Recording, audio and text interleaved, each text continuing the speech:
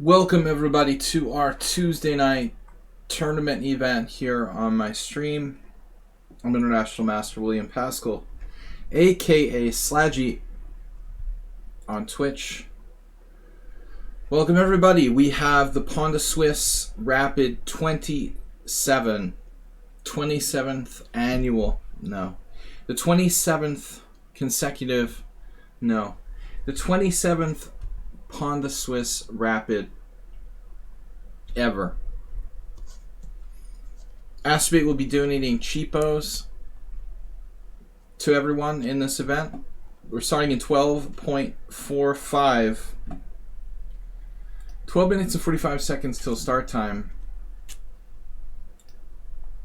Alright. We've got Sparkle Horse Mahor 97, Play Like Kasparov, Akshay, Jogulkar, Palutz, Brian Good, Asterbait, and Rooking Cooks. 8 players thus far. I see some other people lurking. Unfortunately, Twitch has temporarily disabled notifications to subscribers, so I no longer have the option to send an email until they redeploy that feature, which hopefully will happen. But right now I can't reach out to the Twitch subscribers, so my only way of contacting you about this tournament is here on leechess.org. I tried to send a couple of messages to the members of the team, Pawn and Horses Club. If you'd like to join our Pawn and Horses Club, you simply have to have an established account on Leechess with greater than or equal to 100 rated games of Blitz or longer. Whoops. I'm going to copy and paste. Dude, that's not what I wanted. What is this? I just want to see the Pawnda team. Alright, here we go. Copy, paste. Has to be. That's the tournament link. I'm just pasting the team link. If anyone would like to join the team while watching. Yeah, this is a good idea to link the tournament as well, of course. Alright, 14 minutes doesn't seem right. It's 11 minutes till start time. We need at least 10 players to play a 9 round. This is a 7 round. Actually, we don't need 10 players. We need at least 8 players. We have 8 players to play a 7 round tournament. We should get 20 players or more. Last week there were 30, 35, but that was Blitz. Blitz is a little more popular, probably. Alright, join the tournament now. I command you. We need more players. Welcome everyone to my stream. International Master William Pascal streaming from Budapest, Hungary. I've been here forever. Why do I live in Hungary? I don't know. Don't ask me that question anymore. Just covering all the bases. Alright, we've got 10 minutes to start. Everybody tune into my stream. I just got my coffee. Brian, welcome. I have food coma followed by coffee. I should be emerging from the food coma within the next couple of games. I'd like a forfeit victory in the first round if you can hook me up. We've had a couple of those lately. Unfortunately, a lot of people are entering and then not showing up for the first game.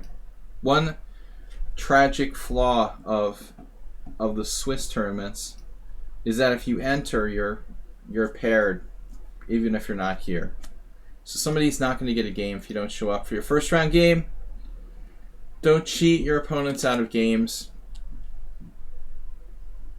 Welcome everyone to the stream. Alright.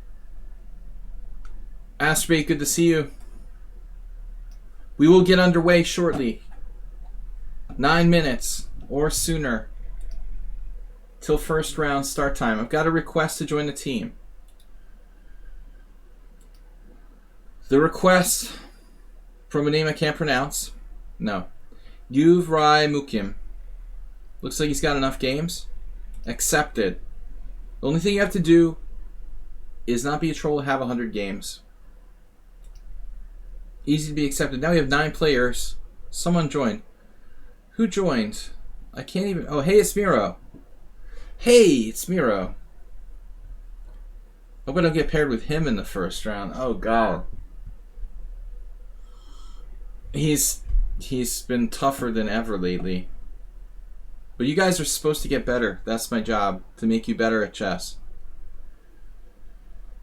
You have something new. You're too high in the pairing list. 1 against 6.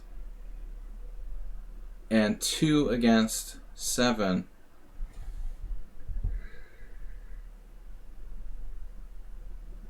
Four against 9 and 5 against 10.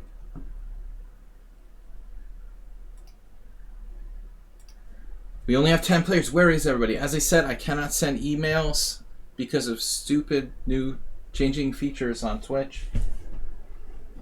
Twitch has temporarily disallowed emails to subscribers. So I can't reach out to everyone that way. And I couldn't think of any other way to remind people about the tournament other than on Lichess. But I have got to do something about this food coma. Let's see. Little caffeine, additional extra caffeine. Cherry cola. Don't drink cola, guys. It's bad for your health. Along with beer, alcohol. But I need desperately some more caffeine. Alright. We gotta wake up. I feel like I'm gonna fall asleep. I don't know. Why does Streamlabs say I have 5 viewers? It seems like Streamlabs is laggy. We should have more than 5 viewers by now. Lichess.org. Come on now.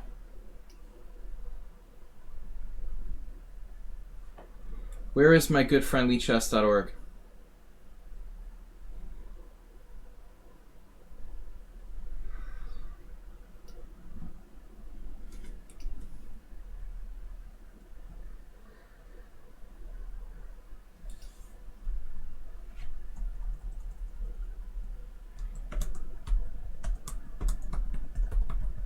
Anyway, welcome everybody. We're going to get started here. We wrap tournament 7 rounds. Rapid tournament of 7 rounds. Yes. The yes button is kind of weak, honestly. I need to buy more buttons. He's missing some of his buttons. That's what they say about me. Old time expression. You learned it on the Twilight Zone. Alright. That was actually a line from the Twilight Zone. Buster Keaton. Do we have any Busters in the house? So, 6 minutes till start time.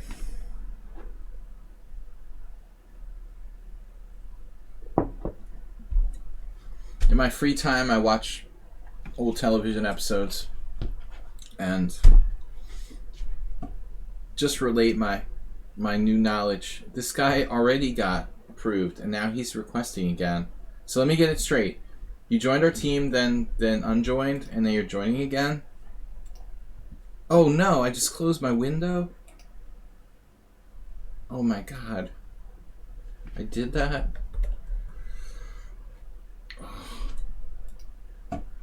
How did I do that? This is a pain. Alright.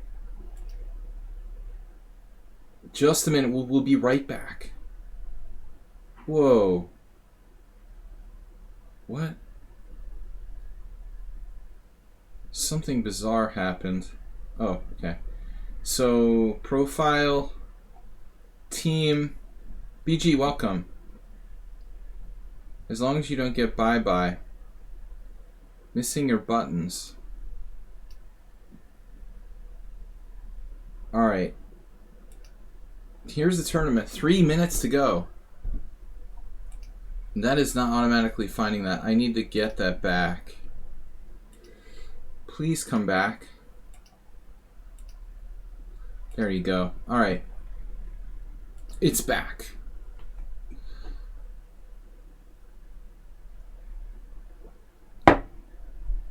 Astrobate, who is Stanley Ellen?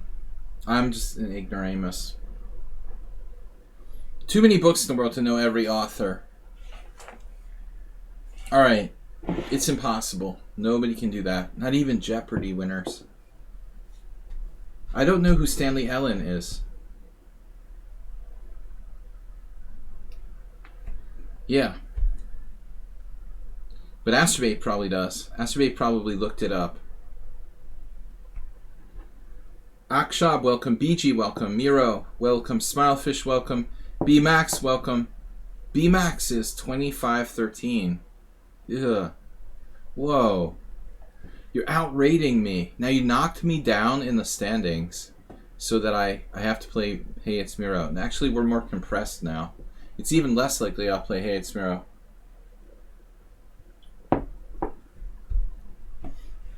I've got to get some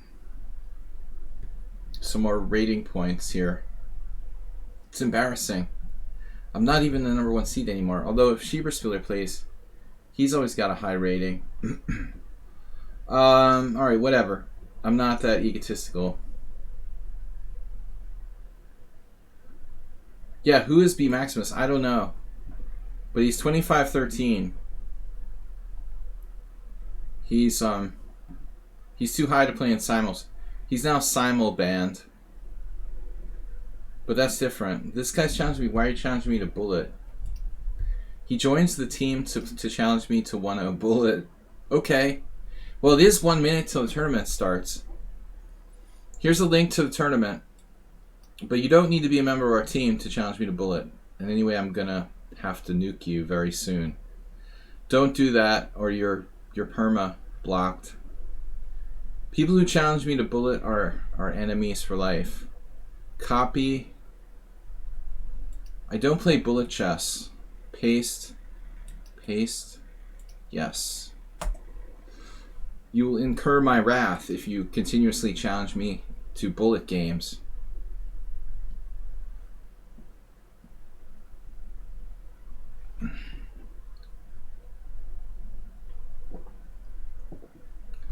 Incur my wrath.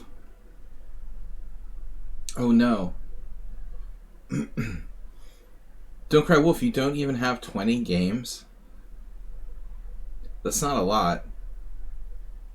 Alright. I almost made it 15, but we just get too many trolls when I make it 15.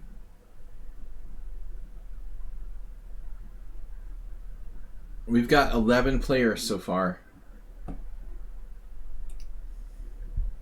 Usually more. We'll show up in the next half an hour. Hopefully before the next round. We've got 12 players in total about to start. Rook and Cooks.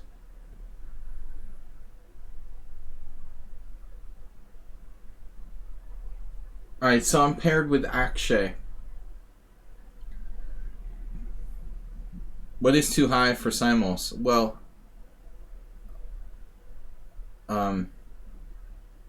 I normally don't accept people who are more than 2400 in Simul's. You didn't get that memo?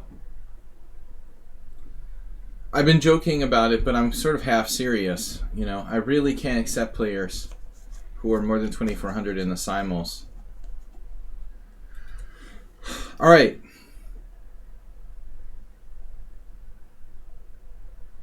There does seem to be a little bit of rating inflation going on, though I haven't partaken in it.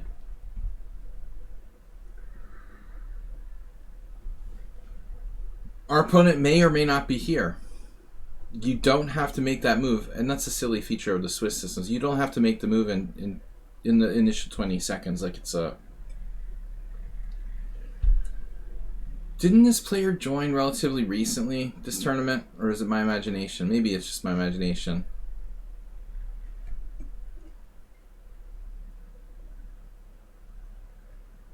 This seems to be happening every week. Every time I host a tournament now, I get a no-show for my first game. So we have to go off on a tangent to another game.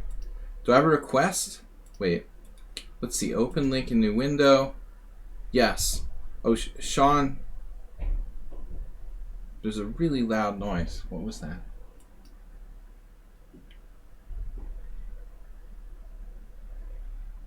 While I'm waiting, Mr. Coffee's usually here. Mr. Coffee, there you are. You're right on time. Wow, I just like thought of Mr. Coffee. Keep an eye on my board for me, okay? I'll be right back.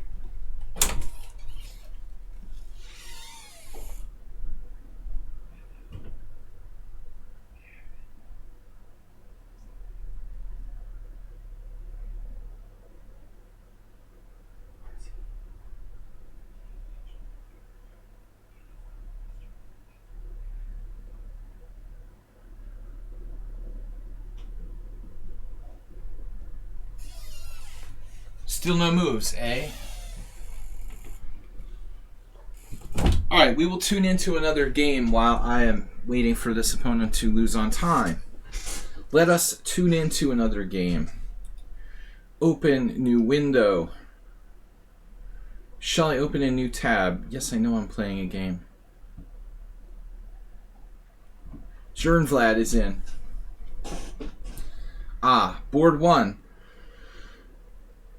I feel like I watched these players play before. Strange. They have, in fact, played just once. Jernvlad is tough. And he's definitely not overrated. Does this show up? Yes. No. Damn, you don't even know what I'm talking about. Alright, I will show you what I'm talking about, people. Here it is. Bang. This is B Maximus against, or sorry, Jernvlad against B Maximus.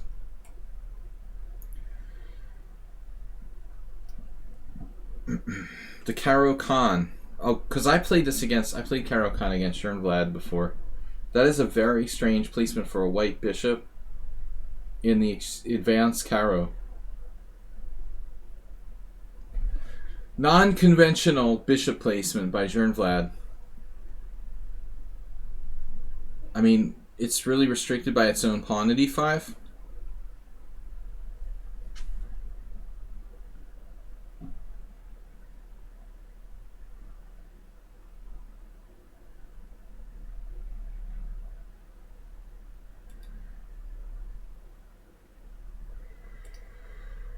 What is up, Mr. Coffee?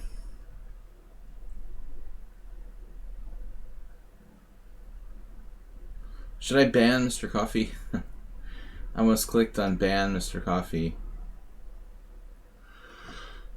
That would be bad.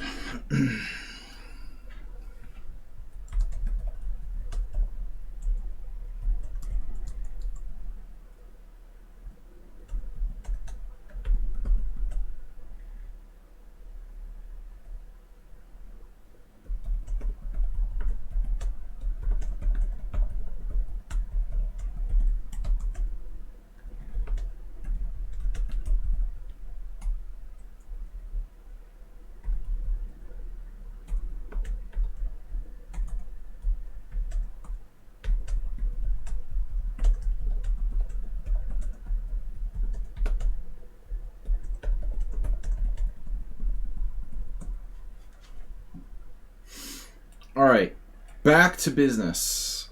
This is BMax versus Jernvlad. Not the most exciting Caro Khan. That's not an action-packed position. Let me see if I can find something else to spectate. Pawnda tournament.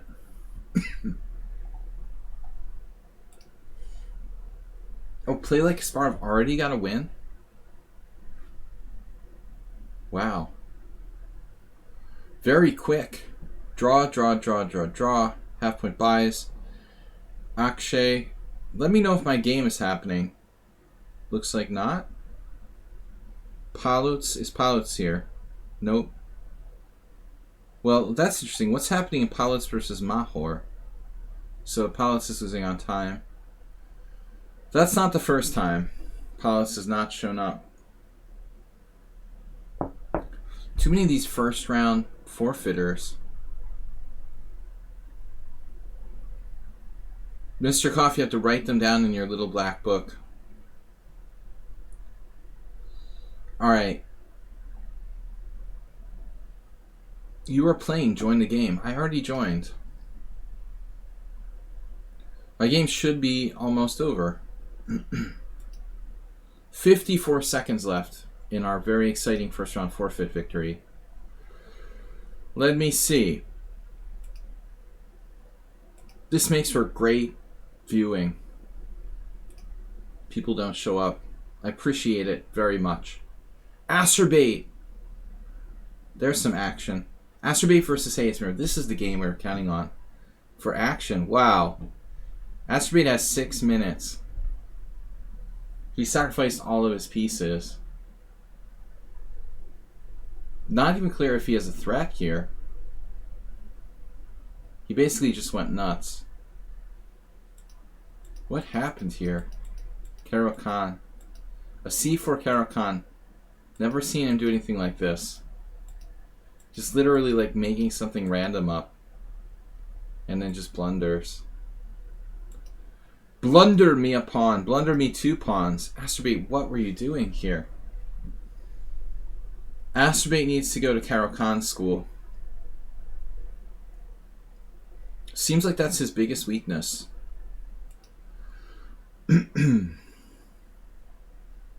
Alright, we got the forfeit win. Maher got a forfeit win. Play like Kasparov. He won quickly. Then there's a bye. Jern still playing against Maximus. Alright, let's see what happens there. Unfortunately, Jern isn't fast. Looks like he's also dropping this pawn on h4 after a perfect play by black, using no time. Alright. Now we have 24 viewers. Guys, don't forget to subscribe. Appreciate it. Please subscribe and support the stream if you can. Don't wait until tomorrow. What you can do today. Don't wait to do tomorrow what you can do today. Like subscribe to the stream or donate. So interestingly, black doesn't take that pawn. Kind of curious, isn't it? Like he did not take that pawn. Knight takes h4. Knight takes h4, bishop takes h4, bishop takes h4, cd, cd, maybe queen b5 or something weird like that. Bmax just waits and takes it later. Very patiently. He's also very, very strong in bullet. 2200. Strong in everything. Rating's really going up.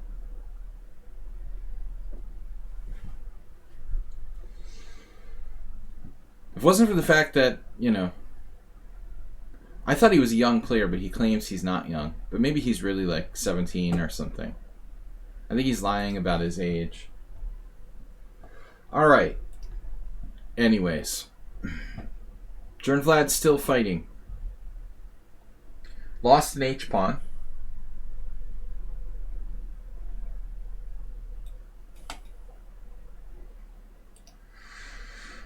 White will try to get some counterplay on the h-file, I guess.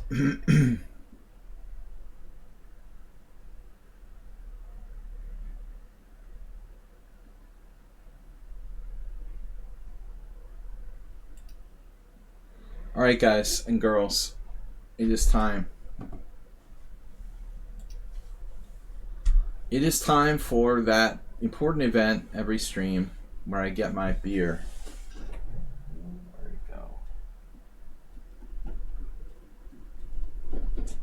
we go. I already got it. Hey. Welcome everyone. We're hosting a 7-round rapid here. I had a forfeit victory. This is the probably toughest battle of the round. We had forfeits over mismatches, some buys. Things should get more interesting next round. I do want to like remind people, please don't do that, like just sign up and then not play the first round. It's not like an arena. You can sign up for arenas and not play and nobody cares, but if you sign up for the Swiss and you don't play, like somebody's going to be sitting there for 15 minutes without a game. As happened here, well, 7 minutes, I should say. As happened here for us in the first round. So,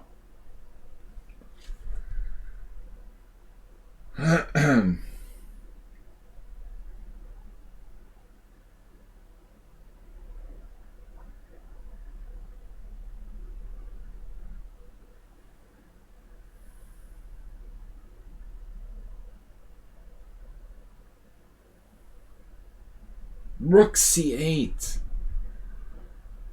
I love that move. I see a lot of that in the Slav.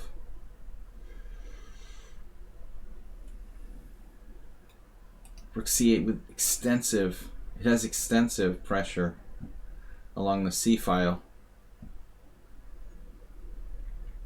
Carefully preparing C5.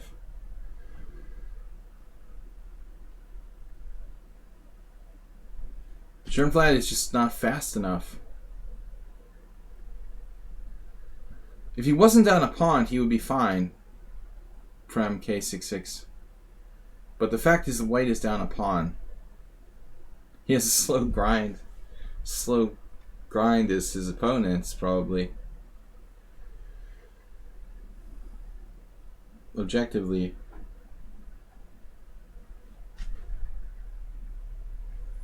There's really nothing for white to grind here. Doesn't have much to do. Mr. Coffee enabled subscribers only mode for this room. Mr. Coffee, what?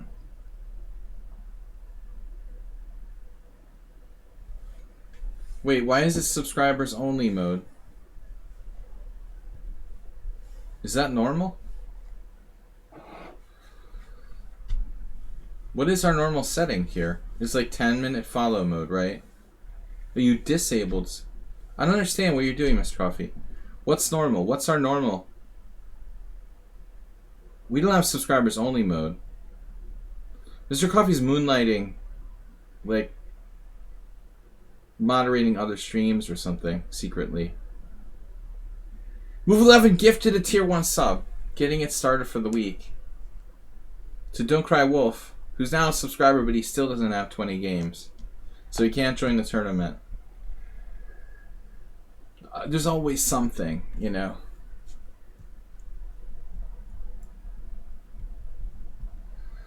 I was just thinking, we had it, you know, before set for off, you know, followers mode. 10-minute followers mode was turned off, and you fixed it. It's an accident. It happens. Cool. Now I understand. It should be on 10 minutes follower mode. Yeah, that's how we add it. Poor Jernvlad is just going to lose on time. Kind of feels a little weird now. Wow. Flash tactic cards.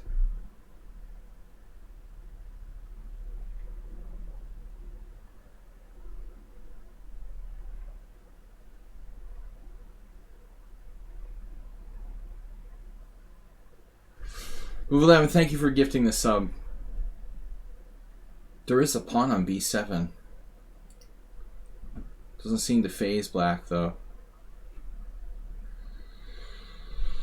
Get your phaser ready, Mr. Coffee. Unfazed.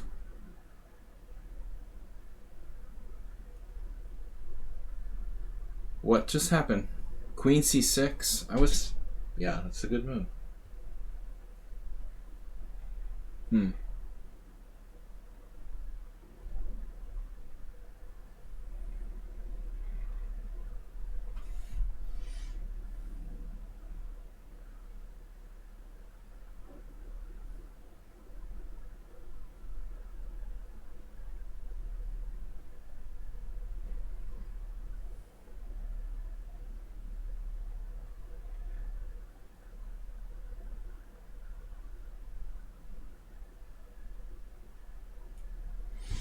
Not really sure what's going on anymore.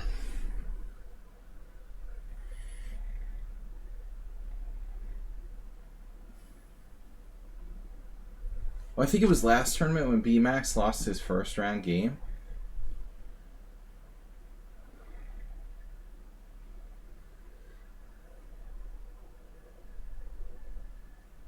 Lost on time. What's happening here? Is he lost? White is actually winning now. Rook takes e4.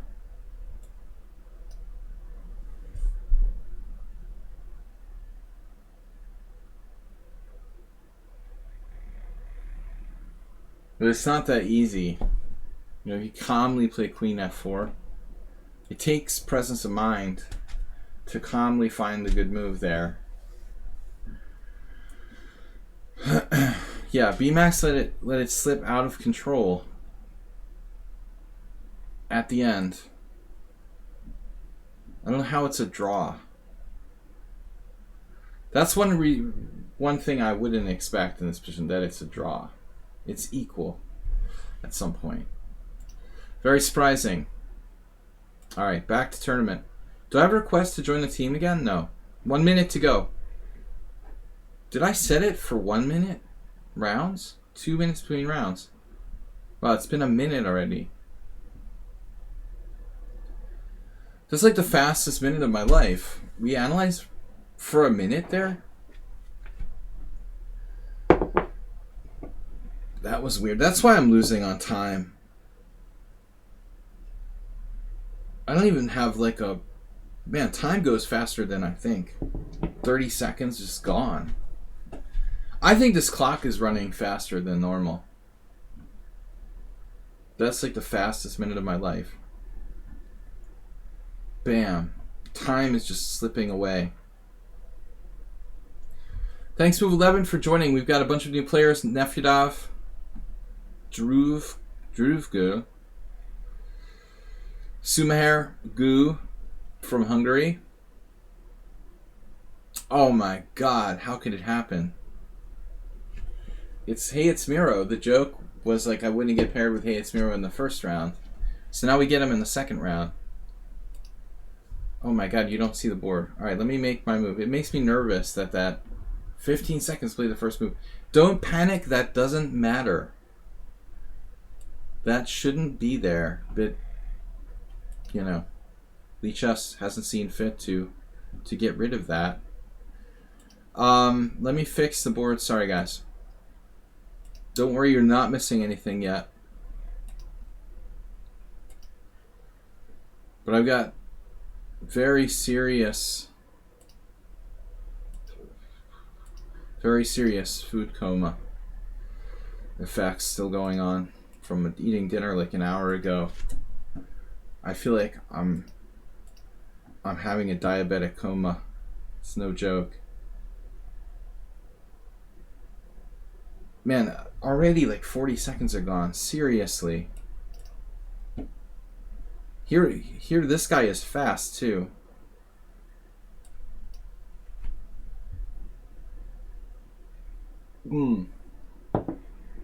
Wow. I don't like that.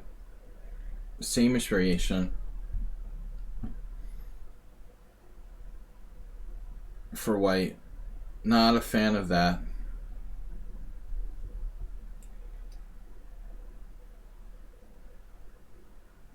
It's been a while. Who played this against me?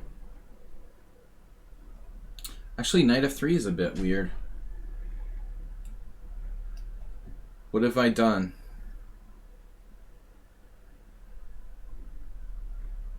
Jern destroyed you in 5 seconds.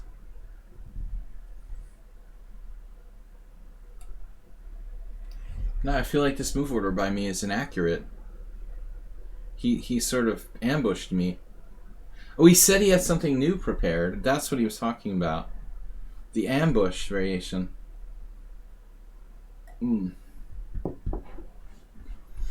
I don't know. I think Hey It's Mirror is playing too much bullet or something. He doesn't seem to have bullet gains, but he plays so freaking fast. Rook E1 using no time at all. Yeah, that's a weird move.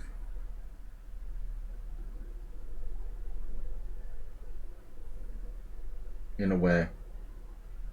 Yeah, he played knight f3. This is something. This is something that's not supposed to happen normally.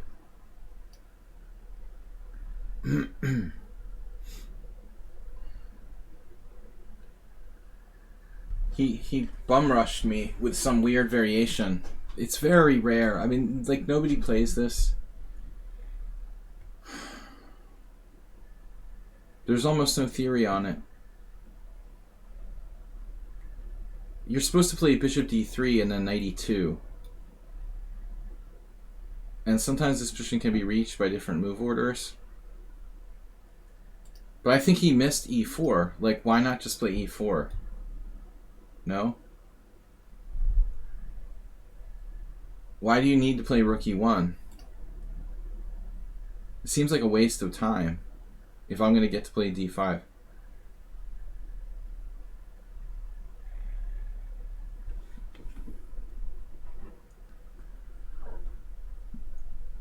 But anyway, it's just a position. Not super exciting. Not something I'm used to.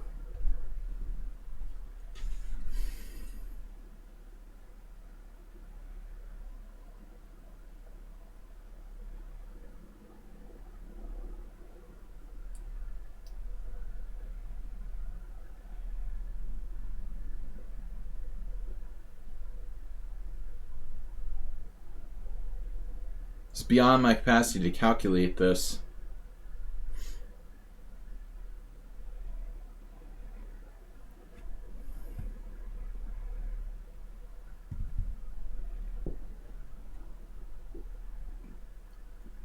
I just trusted this would be alright. Dude, I mean, what's happening here if you play d takes c?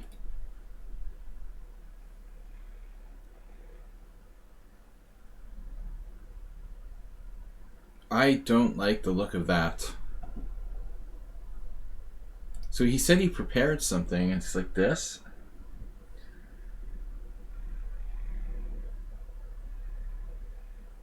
Is there another weird tactic here?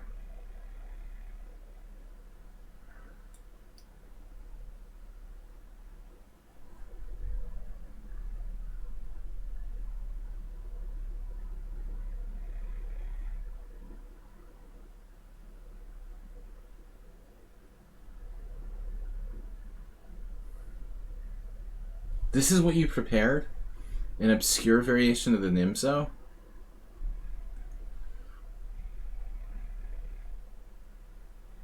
They had to expect that. I mean, it's my main defense to d4. Easy to prepare for me. Like Zoltan Ribley.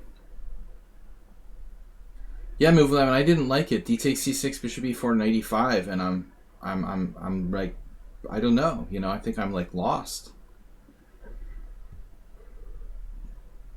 I think I was busto there. What am I doing in that position? After bishop... At first I thought, oh yeah, no problem, bishop e4. Knight e5, and then what? You only prepared for the first two moves. Oh, he said you're prepared. Yeah, I mean, normally he plays e4. So...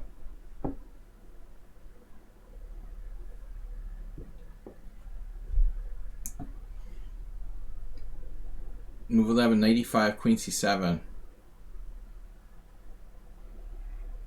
Maybe I have that. Maybe I have that. Calmly surrounding the pawn on c6. Maybe you're right. That was my gut instinct to play bishop e4.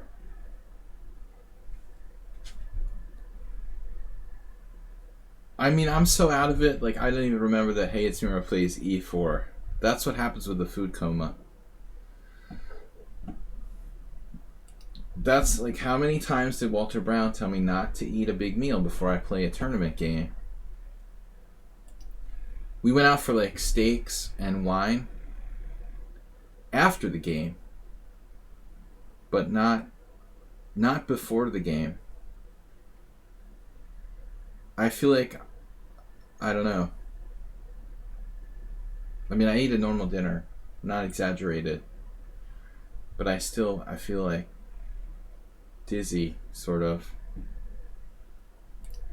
Bishop takes c3, bc, c5, e3, knight c6. But this move, there's an IM from Hungary who played this against me, like 7 or 8 years ago. Karsha Laszlo. And I just like didn't really have a clue what I was doing. I think I realized earlier against Karsha that something's not right here. I don't have a clear line in this variation. It's considered harmless. Now here, what am I doing? Okay, he has a bad bishop. There are big holes for my pieces here. So, I mean, we might have to play this like a pawn sacrifice. If we do, I think strategically, in the way like a French is played, we should have compensation. But it's not obligatory to do that. It's a question, though. You know, it's an interesting question. Should I play something like knight e4 and just sack a pawn for really good knights? Or should I try to hold on to my pawn?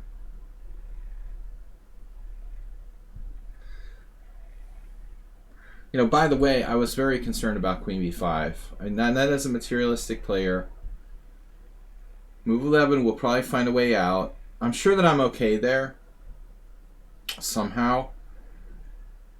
But, you know, that's the move I expect to see from a tactically oriented opponent. Alright, so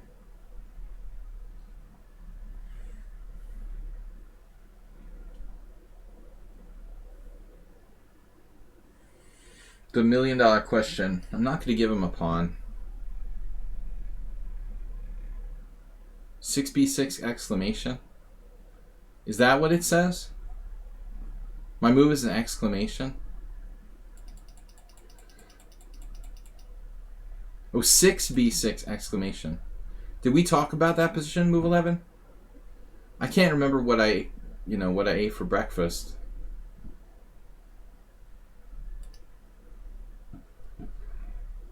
There are certain positions that are just vague and unclear to me.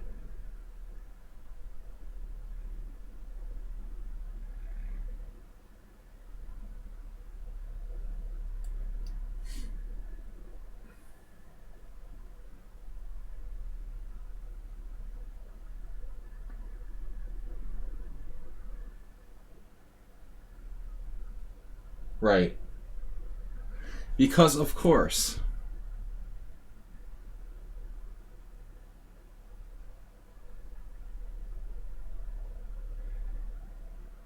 that's the right move.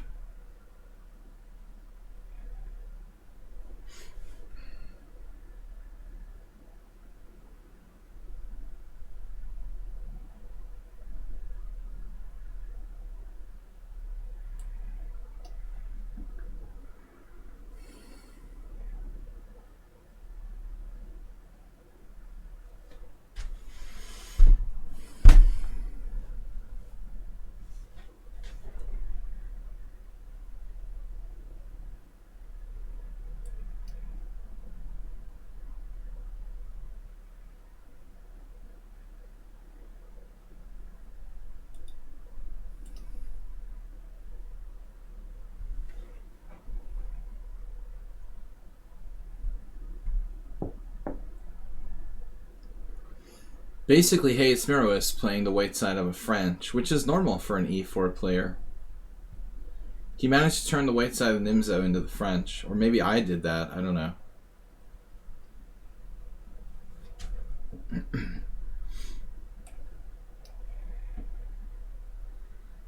Take that, materialist.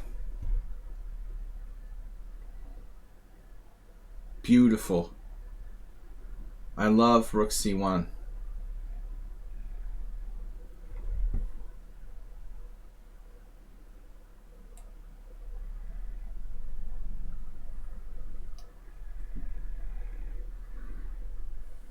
You gotta love rook c1. What is happening here? He's trying to kick me out with the old... Or he wants to go here and like block the B file. Wow.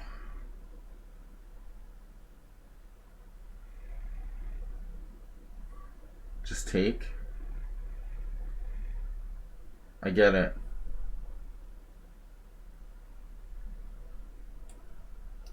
I have no idea what I'm doing. I think I blundered.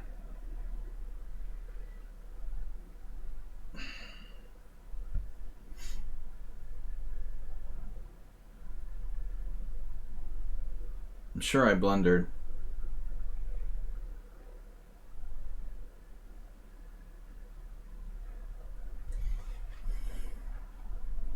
The bishop a6, bishop b7 debate. No one knows what you're talking about, but that's been a dialogue for move 11 and I. f3. Knight takes c3. Knight c5. Knight f6. I guess knight f6 is a move. Whoa. I called him the materialist. Knight g4. There.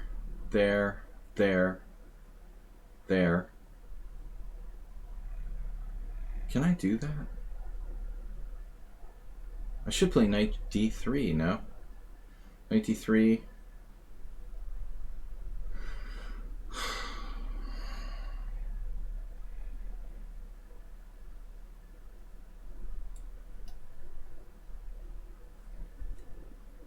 I can't think clearly.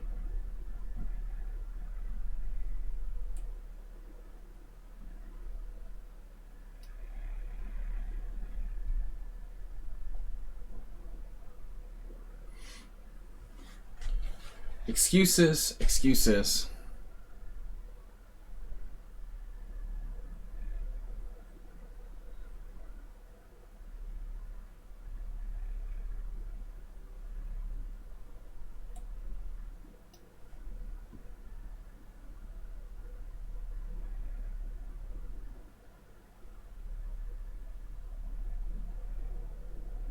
You don't say.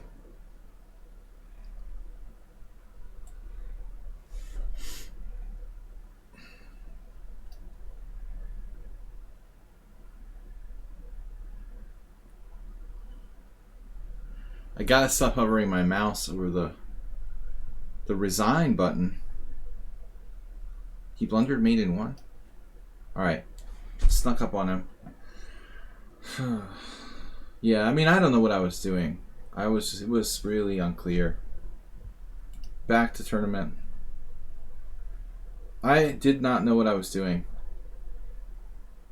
Alright, play like Kasparov against B Maximus. Ooh, epic game. Epic game. B Maximus is too much even for play like Kasparov. Unbelievable. The C3 Sicilian. Whoa, what was that? He played some kind of freaky variation with bishop e2. No big deal.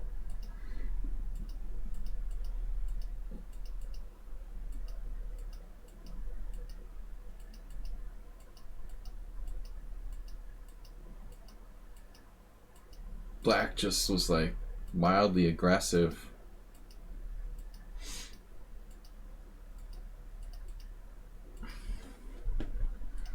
That's the current position down the exchange. Alright, back to tournament. 2 ongoing games.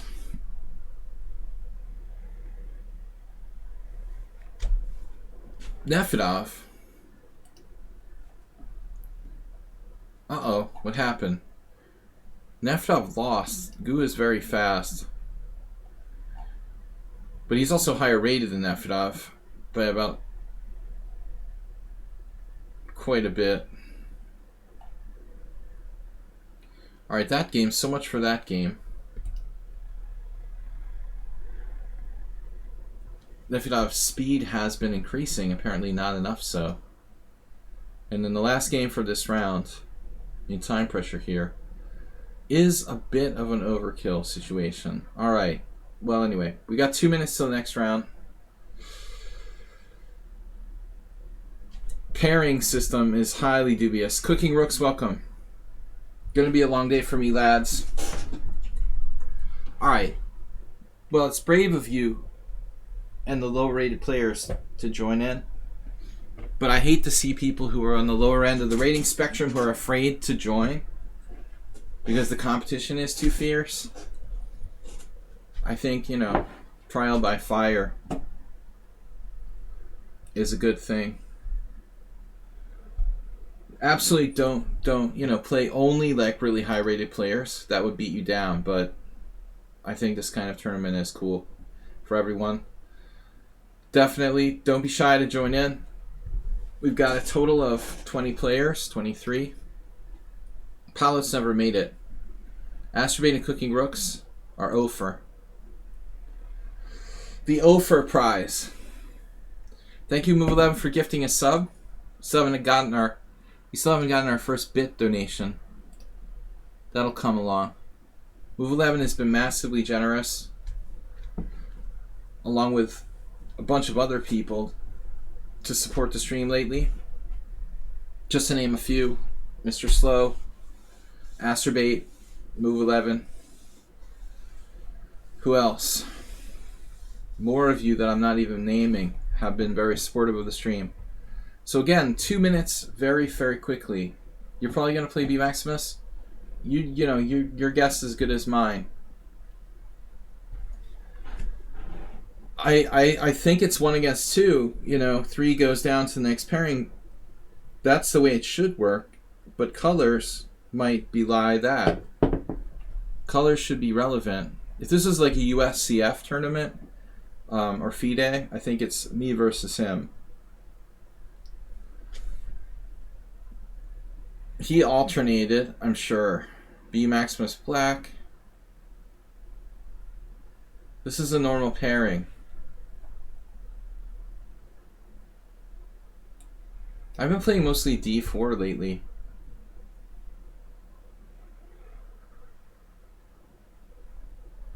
I've been in the D4 mood. I realized that I really don't know E4 as much as I would like to. My knowledge of E4 is just not nearly as deep as D4 or even C4. Even though I've played E4 quite a bit over the board in my career, just don't have the depth of feel for E4 the way I do in the D4 openings. I feel more comfortable when I play D4. Welcome back. So I was just going over, a repertoire for one of my students today, trying to get him to play the aggressive queen pawn repertoire, active queen pawn.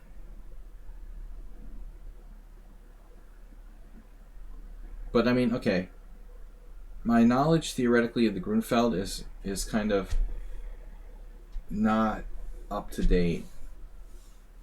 So pretty much any random person here might be better prepared than me.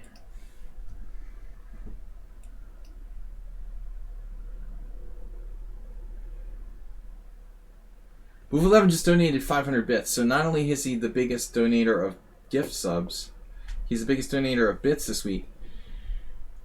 Move 11, it's a Schlechter Slav now. It's so hard to say. Try to say Schlechter Slav like 15 times really fast.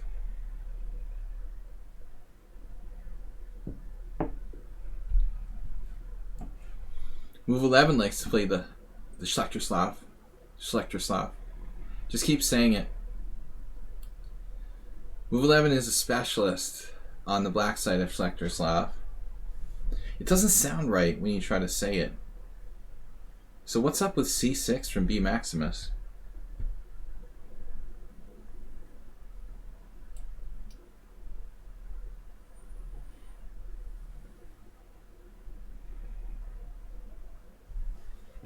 I normally don't like the exchange Slav, but I'll do it against g6. That's pretty much the only... That's the only situation where I'll play the exchange Slav with white, where black guarantees that this bishop will be not that great.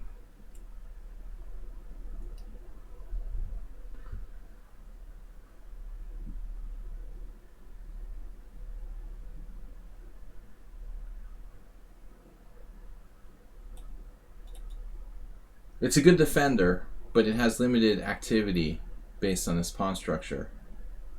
So it's not, it's not like a normal sort of Grunfeld bishop that's that great. But as I said, still a good defender. Alrighty, Bob. Where is Bob? London-esque, not allowed. Okay, it's not the London. This is the exchange Slav. But it's a good exchange Slav. Not everything is the London. Thank God. Queen to b6.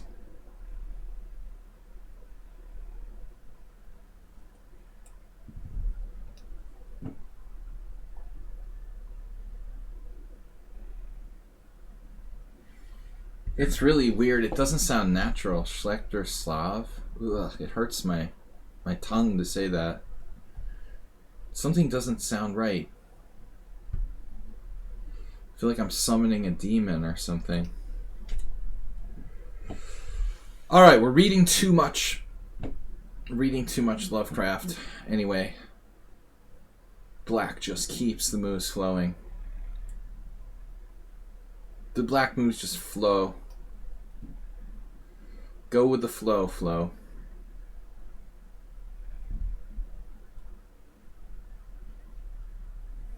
This is like a Nefedov. Nefedov position. The bishop on f5. What do I do with it? Do I trade it off, or do I just accept its existence?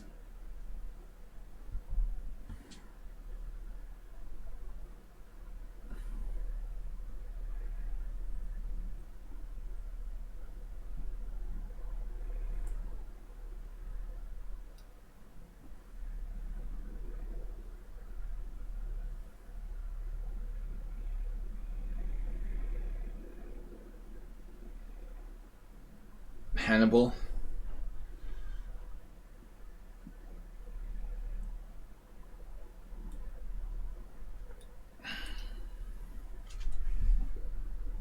Prem 666. I don't even know what a Spassky variation is.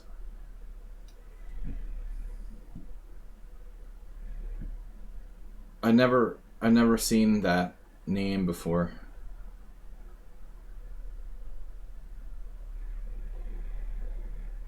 What do you call the Spassky variation?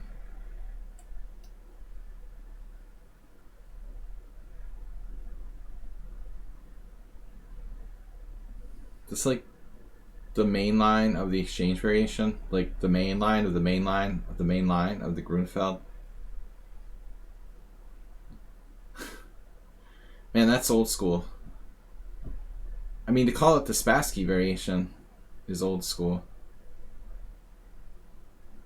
It's like considered by most people to be like literally the most important theoretical variation. Okay. Therefore, I guess it's important. What do you think?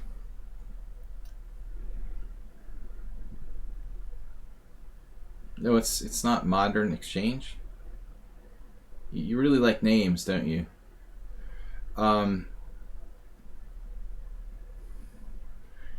You like naming things.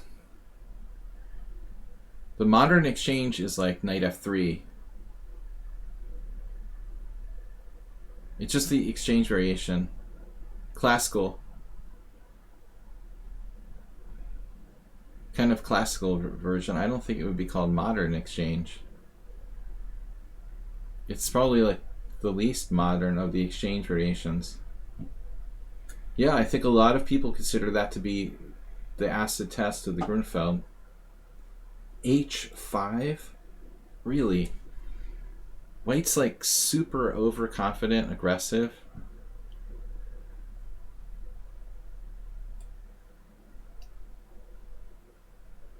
I wish I was that confident in my game as B Maximus.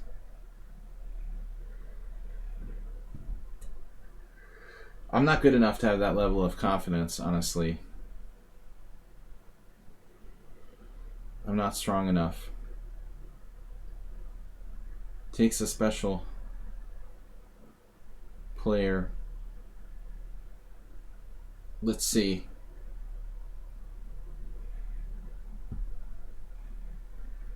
But it's really not the right time to ask me in the middle of games. Aren't you playing your game now? Or are you done already? So I've got nothing with white. That's interesting. H5 for black? I'm only slightly worse here?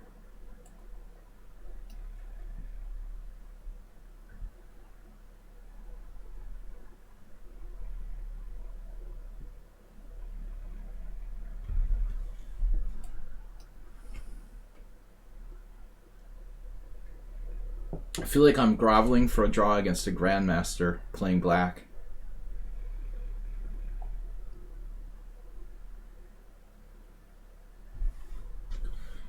Cooking rooks, you don't have to play if you don't feel up to it. There's no obligation. Money back guarantee.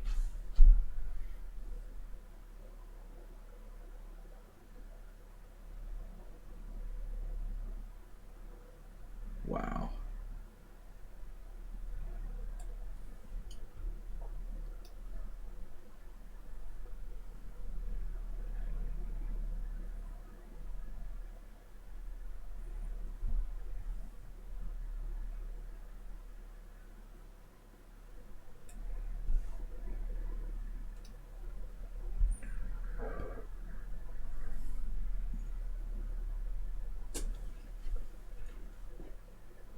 Do not stay if you don't want to play. No one should be forced to play chess against their will.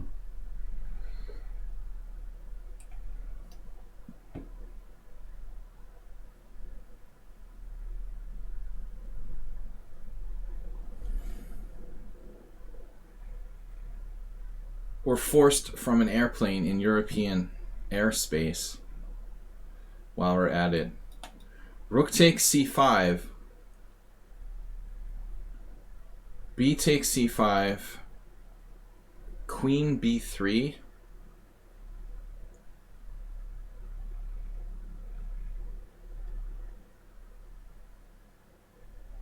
Interesting. This is weird.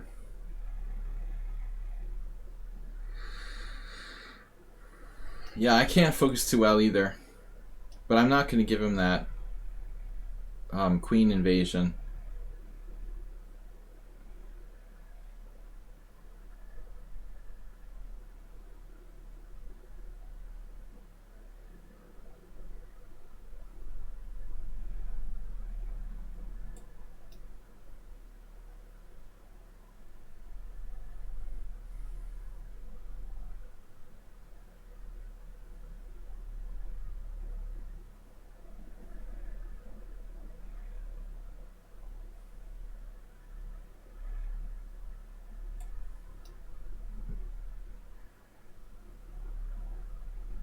He seems stronger than me and faster than me.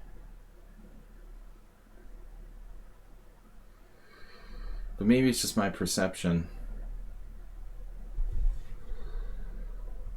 My self-confidence was gone a long time ago.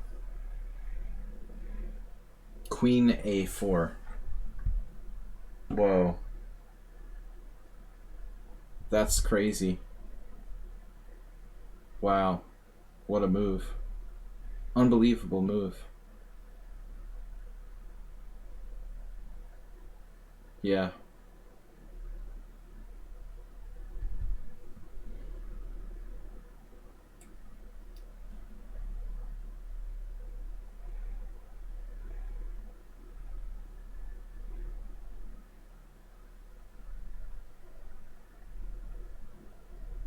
That's a pretty amazing move, I would say.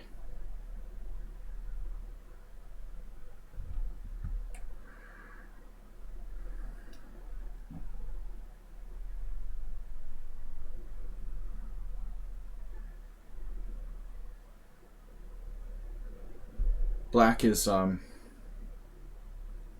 of insanely aggressive. Did he blunder?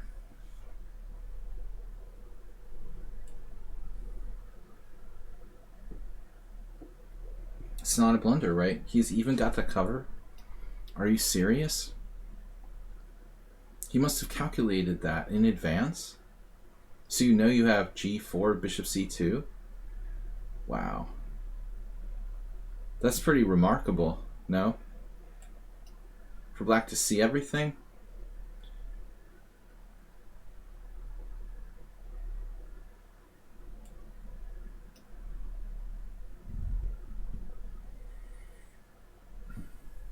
Yeah. He's got everything covered. He sees everything.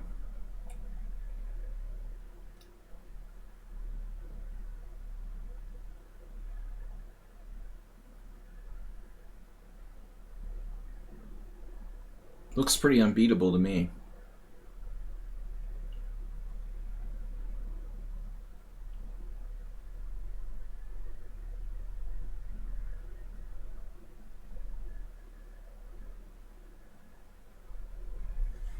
I don't think I have any chances to win this game. That's a very odd move to play. Why would someone play king f8 now? It's going to the h file? What? That is such a weird move.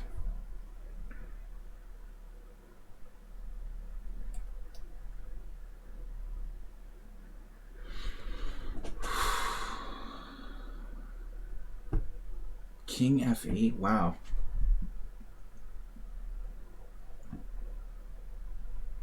Just crazy.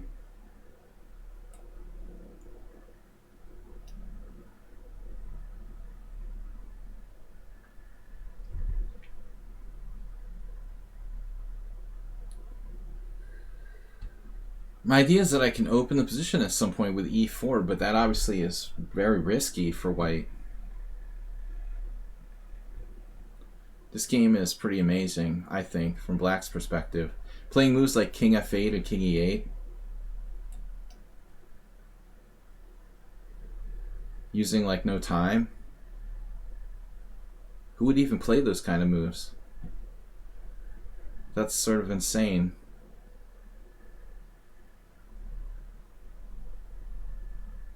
Very strange. I don't even know what to do.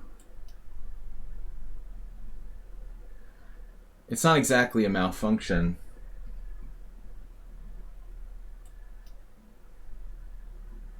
I don't know.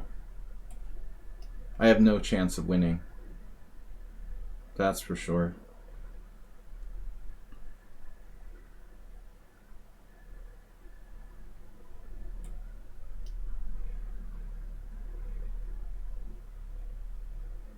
But he's like positional god and tactically awesome too.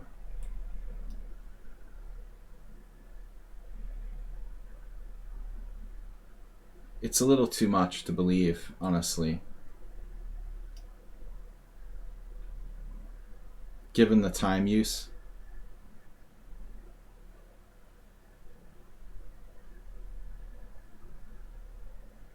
I mean, moves like king f8 and king e8, that's not real. I can't believe it.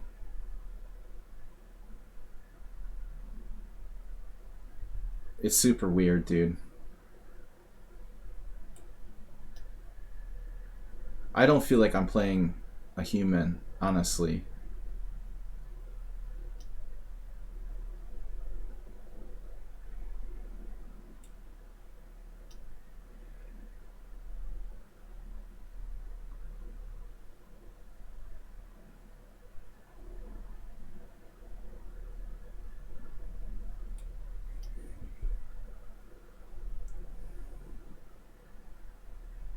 He's just too strong.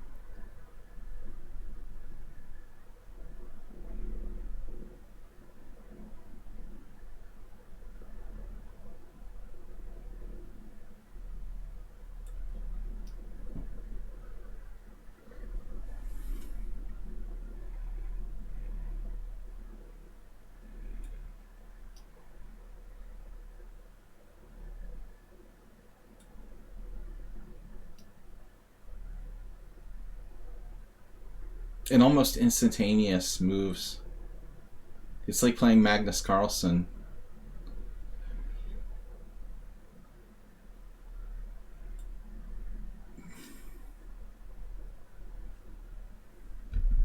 No, I don't think so, dude. I'm sorry. Too fast, too good.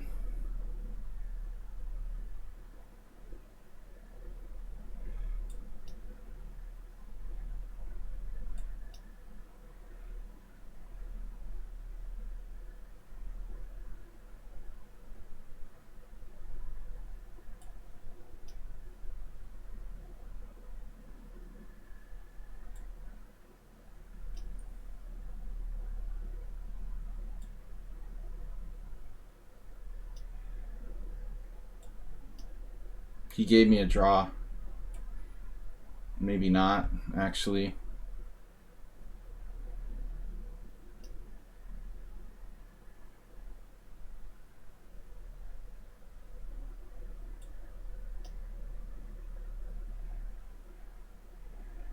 Now we'll just begin the whole process again. He can play like perfect moves, torture me, whatever, dude. This game doesn't seem real, at least even in a tiny bit, you know? I mean, this game is super sus for black. He's just like being nice and not beating me.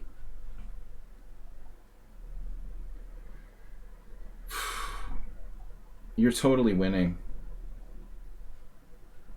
Wow.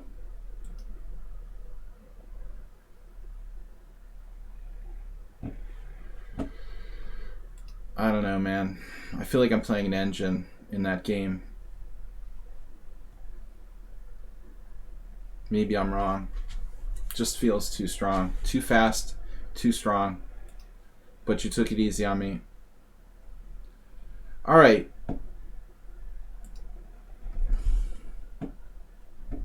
He should have won.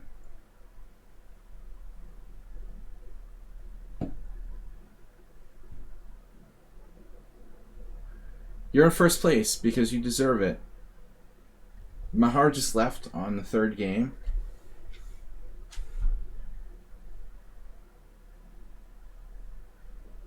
Dude, nobody's stupid enough to use.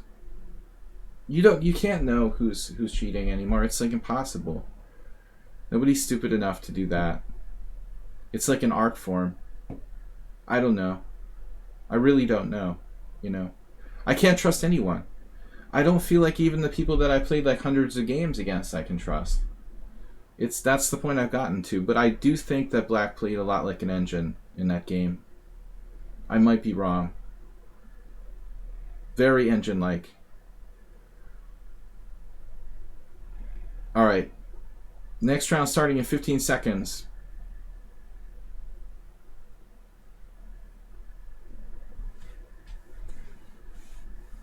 I can't play if I think that I might be playing a computer. Forget about it. My game goes to like absolute crap. I'm terrified. I have no chance. Even the smallest chance. I mean, I've been literally suspicious of people I've played hundreds of games against. They have the European Hybrid Championship now on FIDE. Like, there is no way I would play in that. Not in a million years, dude. There's no way I'm ever playing in an online tournament that's like official. Zero.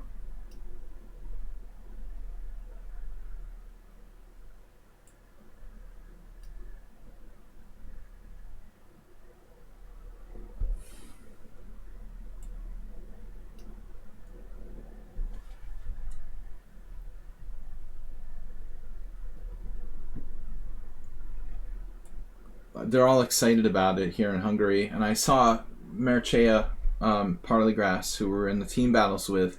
He's doing the hybrid thing. I don't know. You know, how does that work? How are you assured the opponent's not cheating again? I don't understand. You know, what is the assured way they can be 100% sure that people aren't cheating in these so-called FIDE hybrid tournaments? I don't see how it's possible. There's literally no freaking way you can catch people who are smart about it. It's hopeless. You can't have online chess tournaments, period. End of story, you know? At least not ones that, you know, are legit, where people are going to be caught if they cheat. It's hopeless, man. Online chess is a dead end. You can't have official tournaments online. There's no way. It's just going to be scandal after scandal.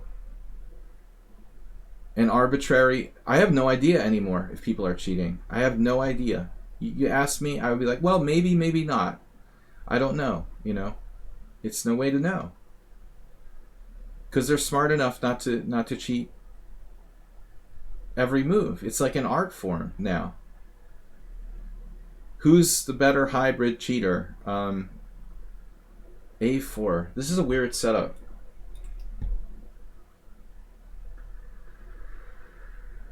Alright, rook e8, I guess. I have to watch the f7.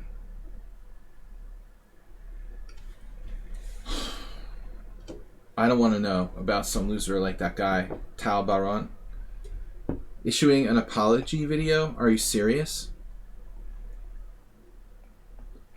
What is that? Was that something he had to do to get into the FIDE online arena or something? Are you serious? There should be like a lifetime ban from chess for cheating. I've got to watch my f7.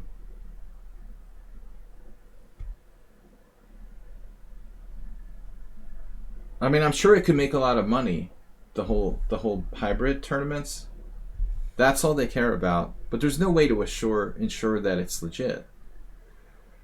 Good luck with that. Man, every game you'd be paranoid. Especially, imagine you're playing for like big prize money or something. How paranoid would you be?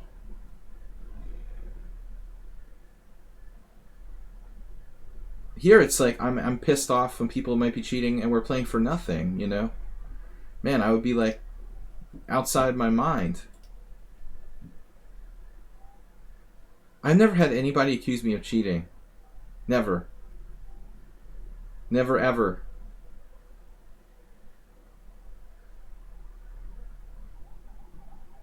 But maybe that's because I suck. Not once that I can recall.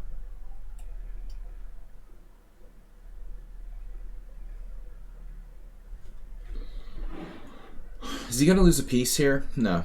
We've been through this like a million times. It's always like bishop g5 and he can just guard that. Is he losing a piece with e4? Yes. Knight takes, bishop takes, rook takes, queen takes, knight takes, takes. So I'll win, what, 2 pieces for a rook if he tries that? You have the camera of opponent and on-site referee. On-site referee is a different story. That's okay. That's okay. You know, probably.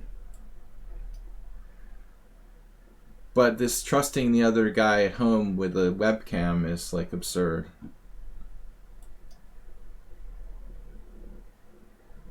Of course, then there becomes the question of, can you trust the online referee, you know? In some places, they can't be trusted, right?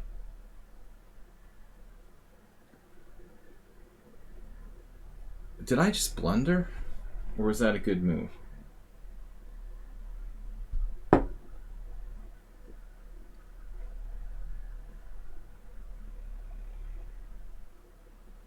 I'm not sure. I think I hallucinated. Well, Akshab is 2063. I'm 7-0 against him, but I think I just hallucinated. Bishop takes, knight takes, rook takes, queen takes, knight takes, bishop takes, rook takes. And I miscounted? No. My count is correct. My count is correct. I have 2 pieces for rook and pawn. No, I don't. No, I do. This is driving me crazy. Did I just drop the exchange? No. That's how clear-headed I am.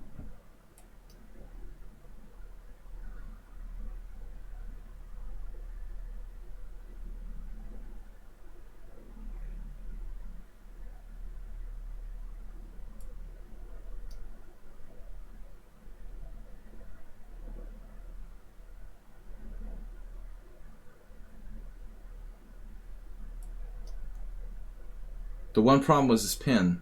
I literally couldn't make up my mind if I was playing with two pieces or down the exchange.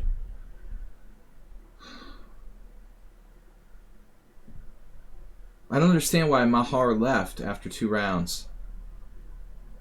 And Akshab got a forfeit against him?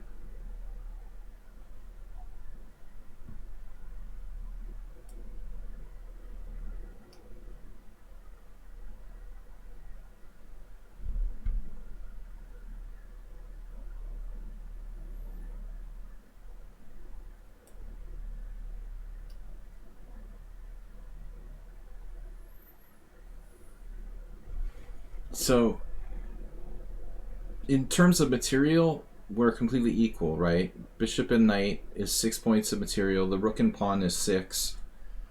But some people would say the bishop's stronger than the knight. It's worth more. The minor pieces are more dominant. His rooks are redundant. So Stockfish would say black is slightly better.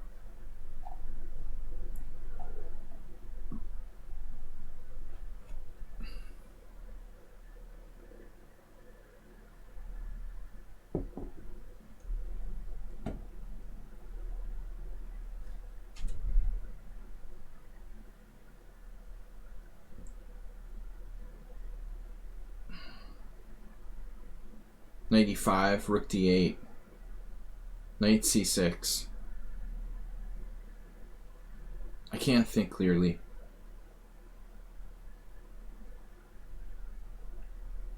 He's penetrating with a rook down on the 8th rank. That's not good. Maybe knight c3, but what does that do? Does nothing.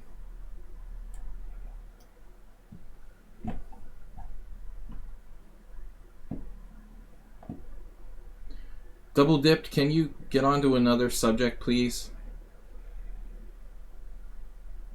If somebody's suspicious, we'll report them. I agree, you know, B. Maximus played very engine-like in that game, but maybe he was just playing well. I'm paranoid about everyone.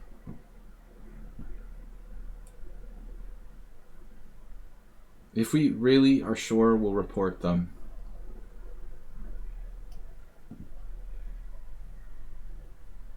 But I'm frustrated because I'm paranoid about everyone. As I said, even the people that I've played like hundreds of games against, I start to become paranoid. People that I think that I trust, my paranoia goes even there. I don't trust pretty much anybody anymore, even Asterbate.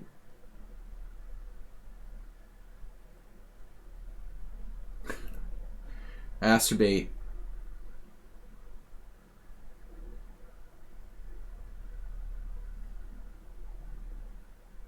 I noticed though that now, since lately I haven't played much, but I haven't seen anybody get caught that cheated against me in a long time. I don't remember getting like a rating point refund in a year or so. Is it that Lichess like cut back on catching people, or is it just that I don't play enough? I guess I just don't play enough rated games. Alright, how do I make progress here?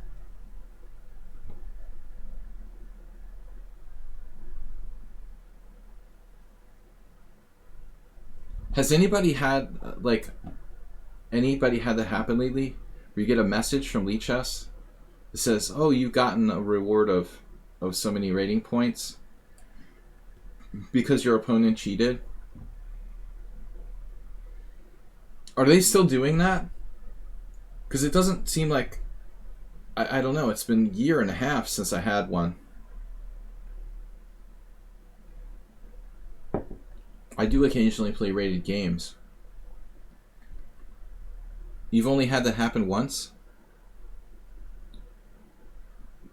It seemed like there was more before and they cut back on refunding it. And it's weird because sometimes you would get like games refunded and sometimes not. It seems like they have to trigger it. Oof. See, this is a good move. B4 and I take, and now his knight's coming into there. Not good. Yeah, that's a nice fork you got there on D5. And now my bishop's gonna get trapped? Are you serious?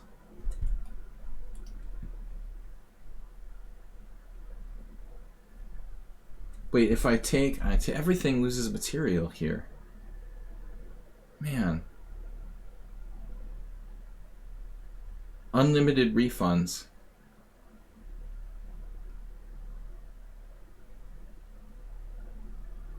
This is just getting weirder and weirder. I can't find a way to make progress. Knight C3.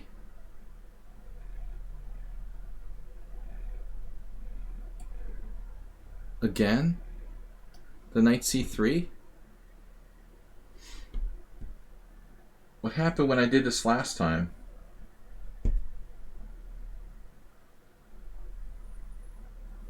He just plays like rook D2? Is that it?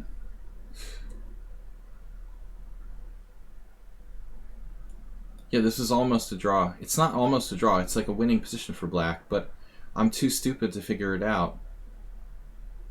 It's probably almost a winning position for black. Maybe I'm not right. Maybe not. I think I'm trying to lose. There's got to be a way to do this. There's got to be a way.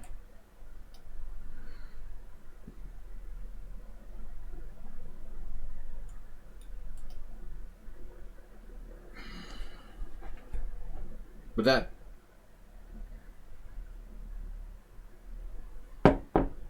Man.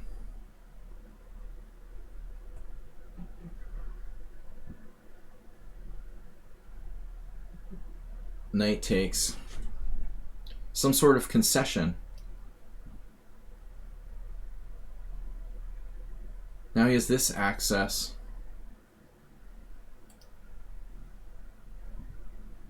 I mean, theoretically here, black should be slightly better. Better structure. 2 pieces.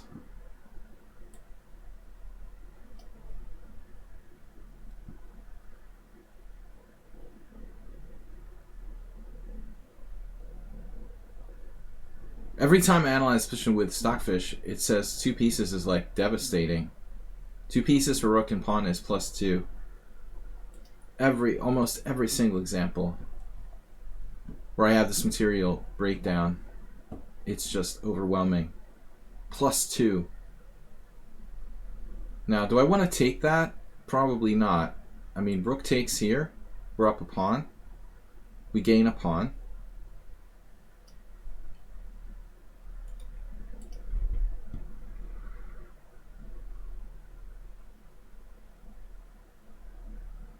Tournament Inc. Tournament link.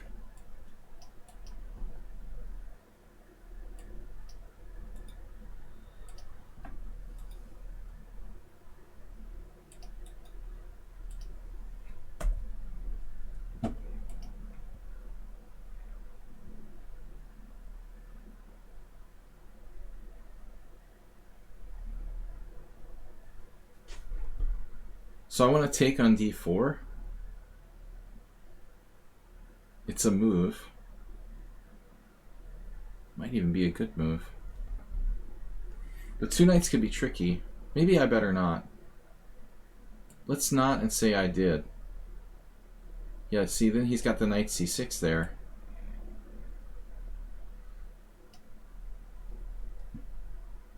This check, winning my bishop. Yeah, Dr. Tripchance, of course, like, can be tricky to play with 2 pieces. We all know that. Absolutely.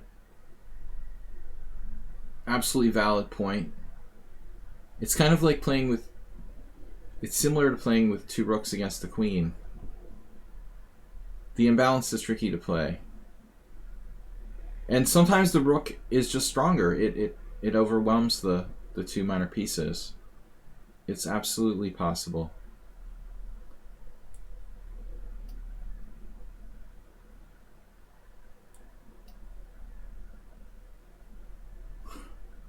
Where do you want to go?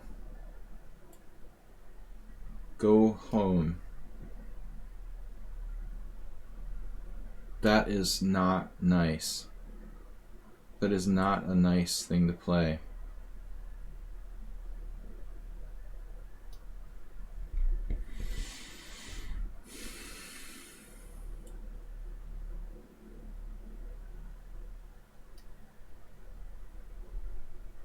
Wow, that's like a shot. He's trying to hit me with knight b5.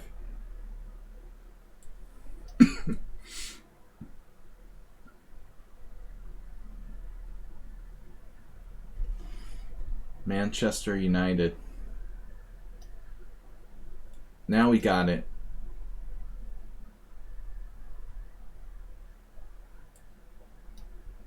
This is a win. For sure.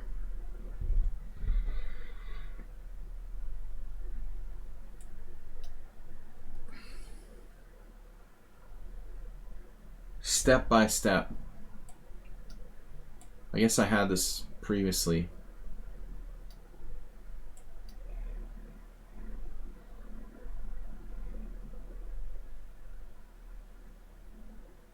Booking Rooks doesn't know that. Two pieces can be tricky to play with. So play like Kasparov lost that earlier game. He has 3. Akshab with 3. Gu is tricky if you do play with him. Nefedov's up to 2.5. Drew has 2.5. Hayat lost 2 games. He lost to me and he lost...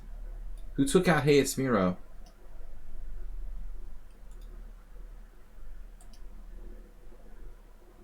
Play like Kasparov. Oof, that was tough pairing with 1. Now he got a point. Jordan Flat has 2 out of 4. Doctor is in the house. Laos only usually plays a couple games. Yachu, Slendrina, 2,000 plus. Asmerchea, Sumaher, 1.5 out of 4. Brian, Astrobate. Brian got a win. Astrobate got a win. Mahar abandoned the tournament. Cooking Rooks got a bye. And Kira Kospez is here after a long absence. We got a lot of no-shows on the final page. Ballsy is 0-for-3, but he's still here. Thank you for playing, everybody. Move 11, where are you? Move 11 with your secret account. What is the origin of the term "the doctor is in the house"? Are you serious? I don't know.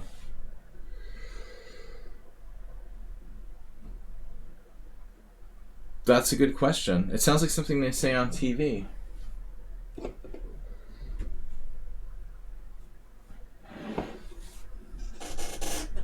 Oh no.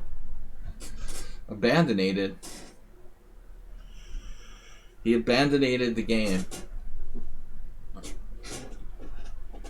I don't think it's a word. Everything from Mozart you hear is correct. Pretty much. His analysis, his grammarly corrections. I'm playing D4 today. Welcome, Mozart. Play like Kasparov. Is a G6. What? No G6? Strange. He's always playing G6 usually, so he's just gonna play it next move. It's a delayed G6. So no Grunfeld. You're asking about the Grunfeld, but you didn't really play it. Abandonated. Yeah, it sounds cool. Sounds like it should be a word. Extra syllables, probably. Alright. Yeah, I don't know, man. My food coma is finally gone. I feel okay now. But my head hurts from thinking. I really should do like longer games, man. Like Art Vega streams classical games. If I could stream later, I would do like him like playing the classical arena.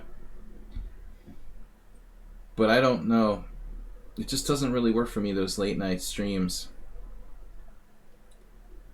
Look at how slow I am. I enjoy thinking about my moves, and I'm down to 5 minutes and 45 seconds. I'm basically playing like it's classical.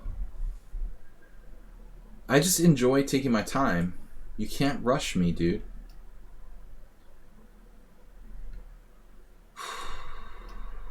What is this? I agree, it should be a word. Now, I've played the Smyslov system a lot, but he knows about that. He knows about that. We're just gonna play something weird and random. This could transpose back into theory after H3, but play like Kasparov. He really likes opening theory, and maybe we're better off just playing something a little weird. Plus, he'll have to think, you know. If not, he just like makes moves instantly. If you take him out of book, he has to think for himself. And this is a move that could transpose back. Abandonment. It's like, that's what, French? Mozart, you live in a country where they speak like 4 languages, right? Italian, German, French, and what's the other one?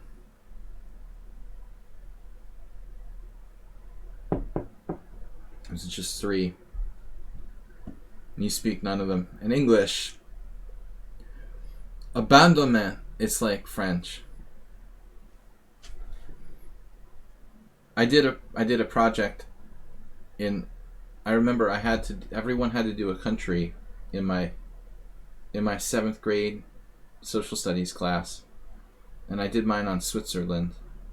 You had to do like a report all about a country. So there it is. It paid off now.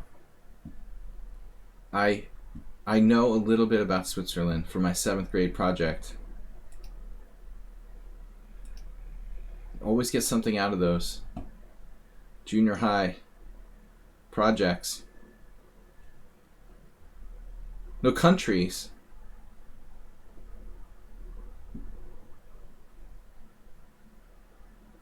Well, I mean, you know, you don't call the country Iran, right? Although I mean, it's like culturally Persian. German, French, Italian, a Romansh, which is basically Latin. Is that Latin? You're talking? H6, now, the moment of truth. I had an Iranian friend who immigrated to the United States in the 70s or late 70s, early 80s. And he always referred to himself as Persian.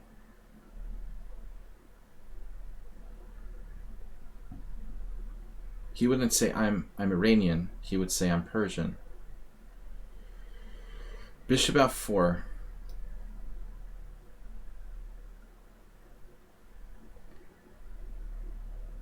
That's like the time that let's see. I forget what I was even thinking. This is funny. This is like another game I played earlier this week. You're playing like the other guy. Dude, we could like transpose to the same position. Play like Kasparov is Sada Masagana. So you have Persian goes for all of you. Yeah, but I mean, there's so much history, especially in the Middle East. It's like much more complicated than being American or something like that, where the history only goes back 400 years. No problem. Culturally, you've got a culture that goes back thousands of years, so it kind of makes things more complicated. Bishop h2. You're all according to ancient aliens. You're probably related to people from outer space, so it doesn't really matter. I'm just kidding. All right, what are we gonna do? G4? Why not? Why ask why? So it's a Dutch? It's a King's Indian? What is this?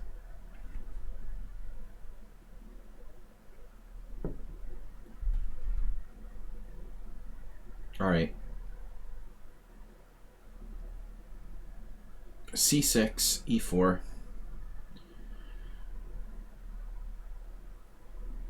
G4 is very tempting, but it weakens my king's side. Do I really want to do that? I mean, it's probably justified.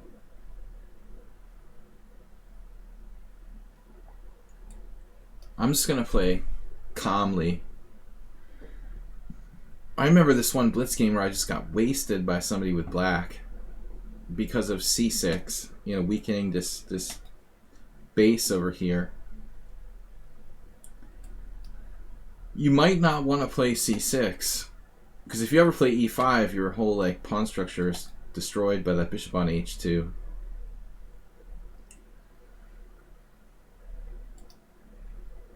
Yeah, there's all kinds of weird ways to play this type of stuff. I think that it's probably not that great, but yeah, even bishop E3 is an idea.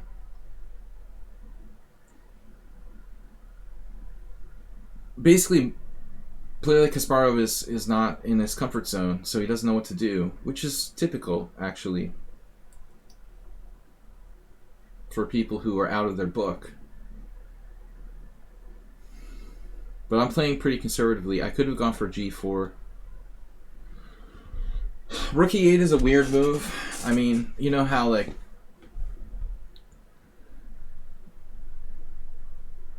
a lot of players would have played it like a Leningrad Dutch. I had a game like that the other day. The computer said it was awful for my opponent, too. Very similar line. So now this, I mean, basically it morphed into relatively standard position for this type of line.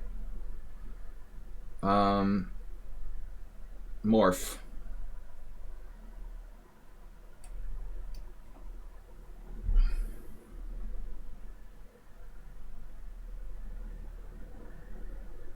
Roman Gingy-Hashvili was in love with this stuff. He would always play this crap with white and blitz when we would hang out together, and he would just play random blitz games.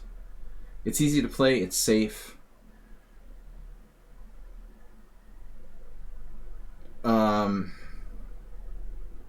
So he's making this work. If E4, knight D2, B4 is always a good move here in this type of structure.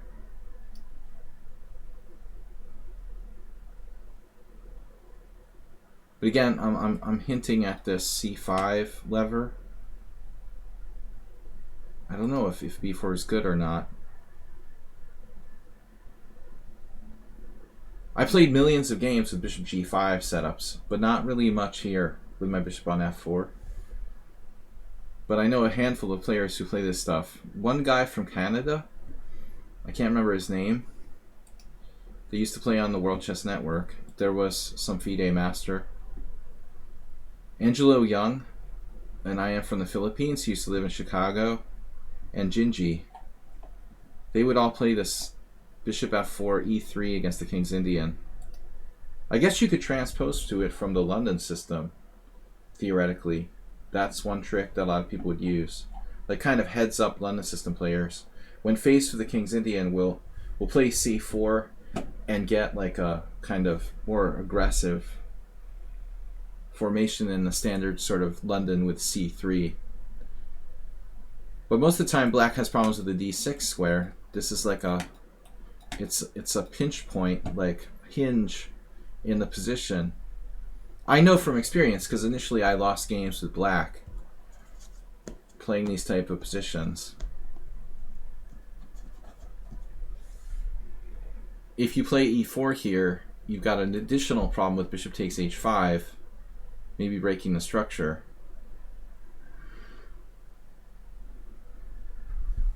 He did f5. So this is not clear to me. c5, d5. I've got nothing special there. But I do have g4, which looks wickedly strong. Wickedly. Wicket. This does look strong. Maybe my rook on h1 even gets active. This wasn't my original plan, but we're going with the flow. It's not the safest move for white. Skavidinga, wow, good to see you. Long time no see.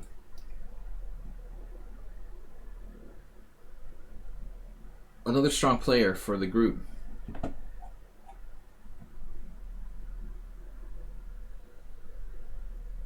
Black half crazy sacrifices like knight f4. No. Can't do that.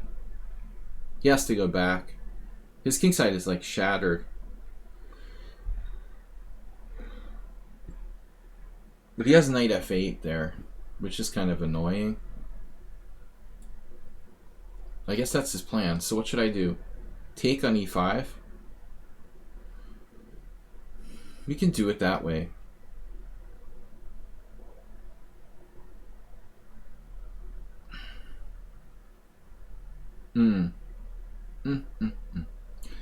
Feels like I made a mistake.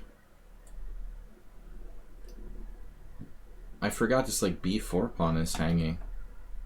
Is that relevant? Might be. Queen g6. There's a really funny variation there. But I'm going to play this first. Then take.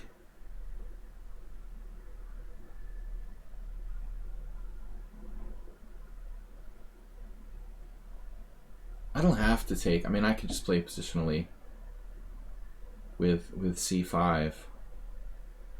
c5, bishop f5, e4, bishop e6. If I take on g6, he has queen b4, bishop takes e5.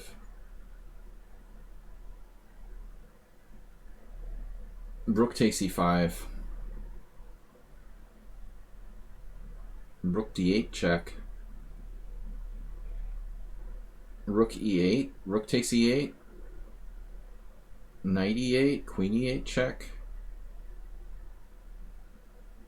Bishop f8.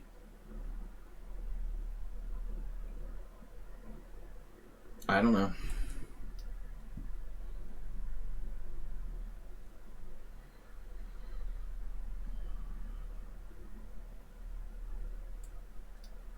I miscalculated.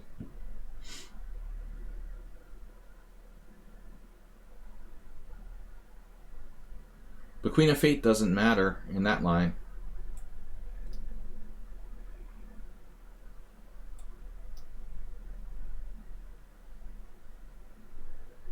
I have queen h7 check, but it doesn't do anything. So this is what I missed, queen f8 here. He missed it too.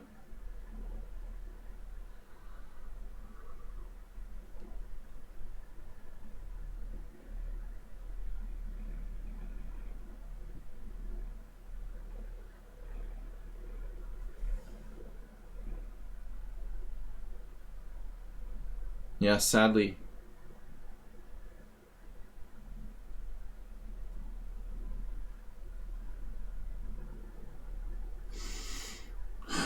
Sadly, I don't know what to do. Sadly, my dear, I don't give a damn.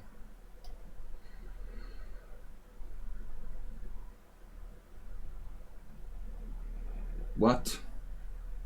Dude, you're not allowed to play that.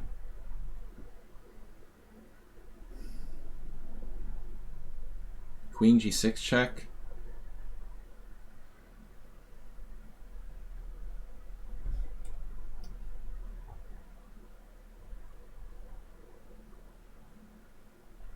So I just missed this blunder. I have to give a draw here. He's like genius tactically. I was winning? I was winning. What? How am I winning? I play king d2? White is winning here.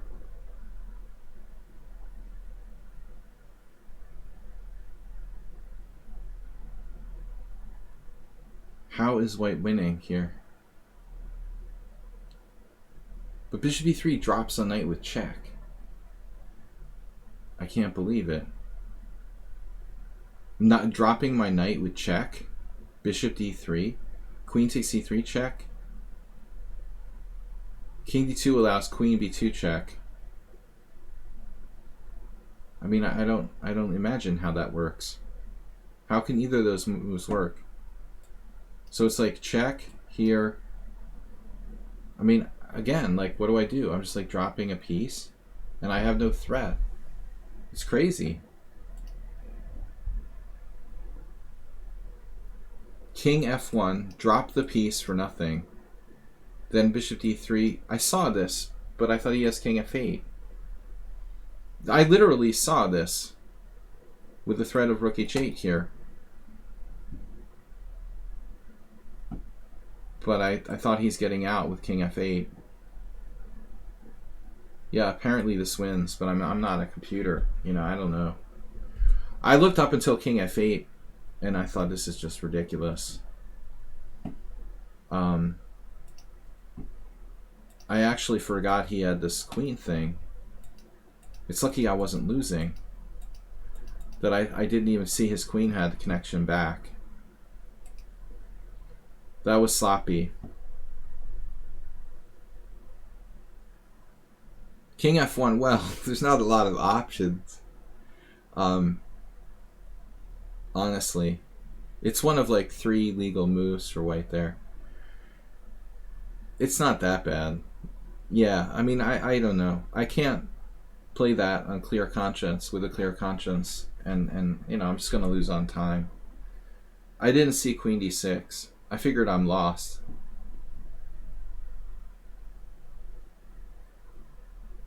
That was a good position for white, though. Nefinov's still playing. Whoa.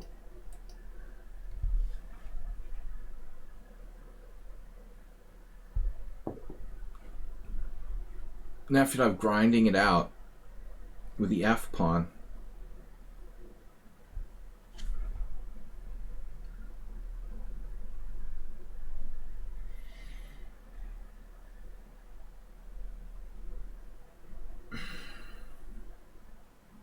Oh no.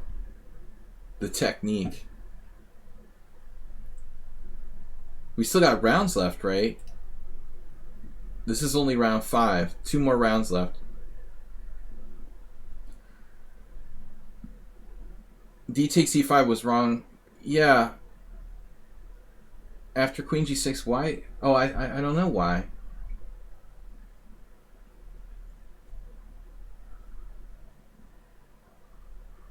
Yeah, Mozart, I don't know why I wanted to play that. Just because my rook opens. You know, it's sort of stupid. There's nothing typical open d-file on a King's Indian board. Usually means nothing. Very often just totally meaningless, the open file in a classical King's Indian, because all the squares are covered. with my rook on d1. But why did I play d takes e5? In all honesty.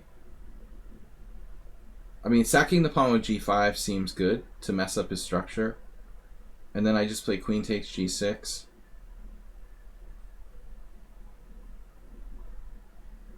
I really don't know why I played it.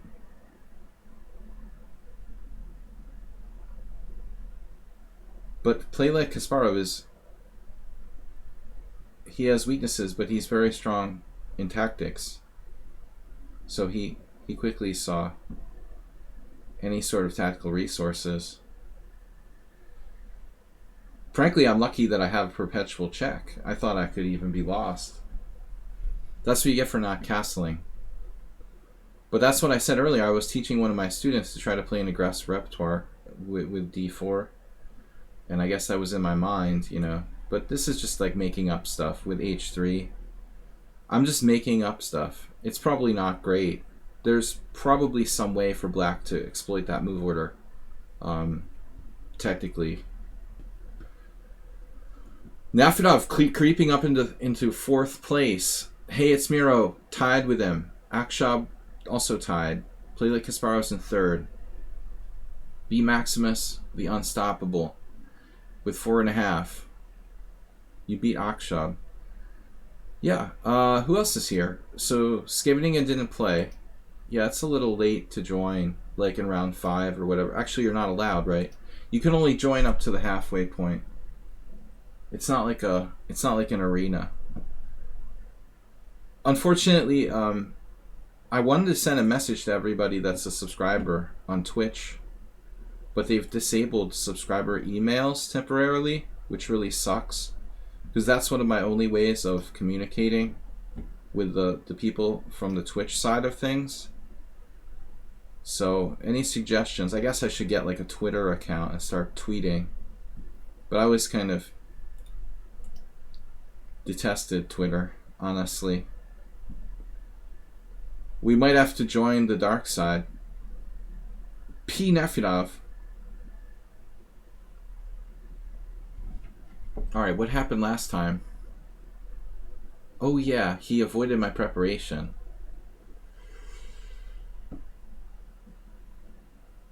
Not this time, buddy.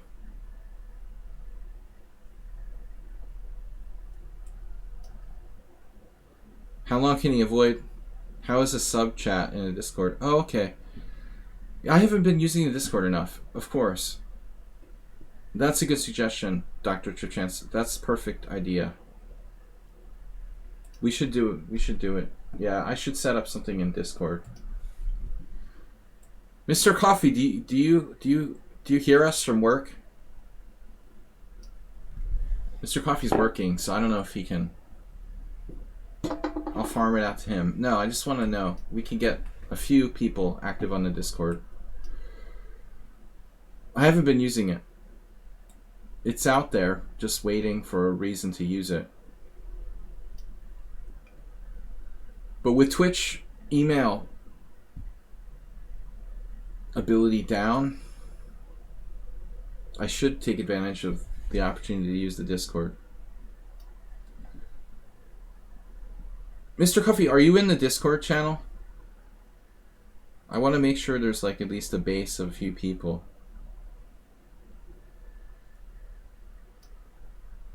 I know Astrobate is there. I think Cooking Rooks. A few people. Why does Nefedov play f3? I don't get this. Mr. Coffee, why I mentioned, because I can't send emails to Twitch subscribers temporarily. It's been disabled because I do too many hot tub streams. But why is Nefedov playing f3? It's like unnecessary. Just do queen d2. He has his system. Wait, f3, castles. The Rouser's seeing a lot of play? Oh, because of Ali Reza. That's rare. The Rouser's been unpopular among top Sicilian variations. So I was thinking I can create a Discord room, but I'd like to have some other people active on Discord in the channel. Damn it, he did it again. He played the same variation as last time. We're repeating our exact last game, which was okay according to the engine. Here I could have varied with like bishop takes f6.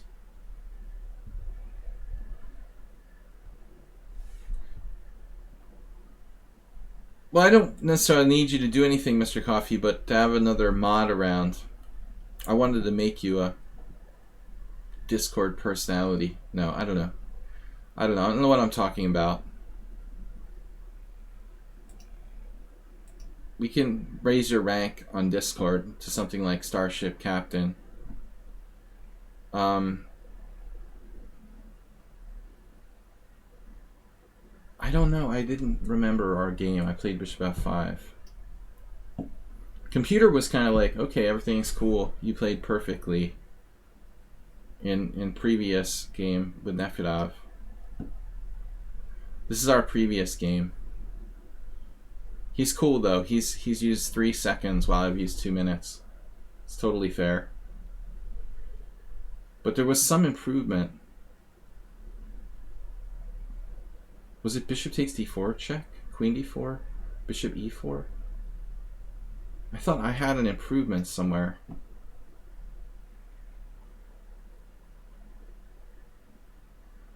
Clean up some stuff. Well, I don't know if you use Discord. I never noticed you over there.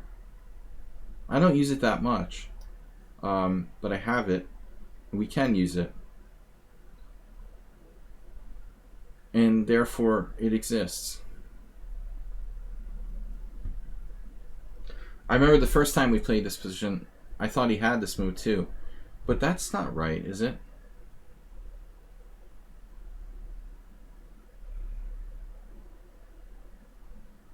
This is home preparation. So do I play d4? Computer didn't like queen c3. Is it d4 or rook f6?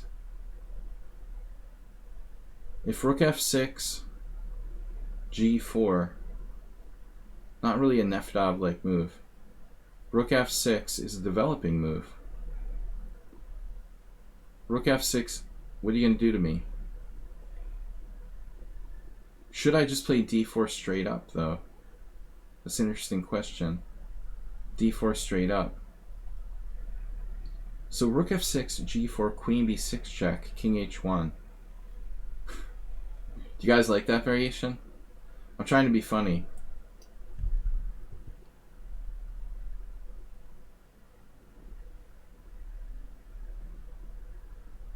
I can't remember what the engine said. I vaguely think that it suggested that I play... I don't know. It seems very illogical, but there was something with bishop takes d4 check. It seems weird to put his queen on a good square, so my intuition is not to play that. Bishop takes d4 check, queen d4, and then take on e4. Perhaps that's correct.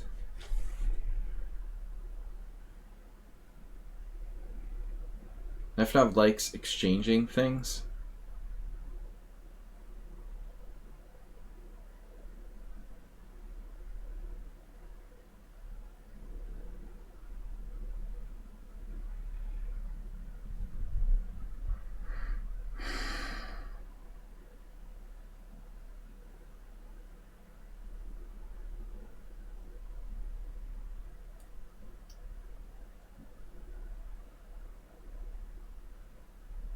There was some variation, I remember now, where it involved allowing him to take on e4.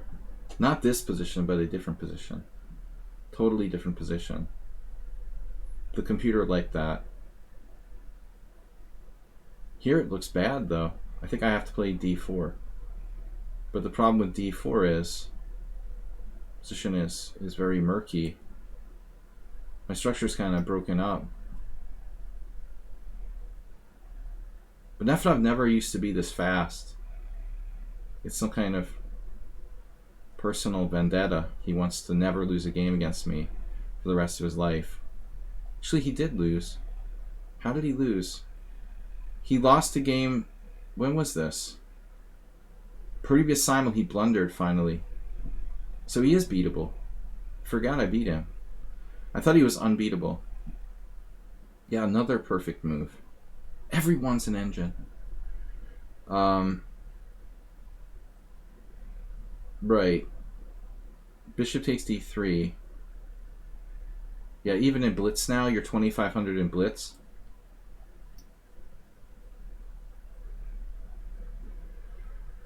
I guess so. He's even 2,500 in blitz.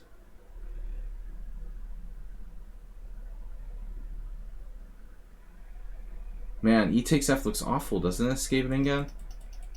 In that type of structure? But I guess it might not be that bad. I don't remember the computer suggesting that as a legit possibility. In the vacuum, black has a very strong pawn on d5, and I've played structures like that. But it wouldn't be my preference. The computer wasn't thinking it was even. So again,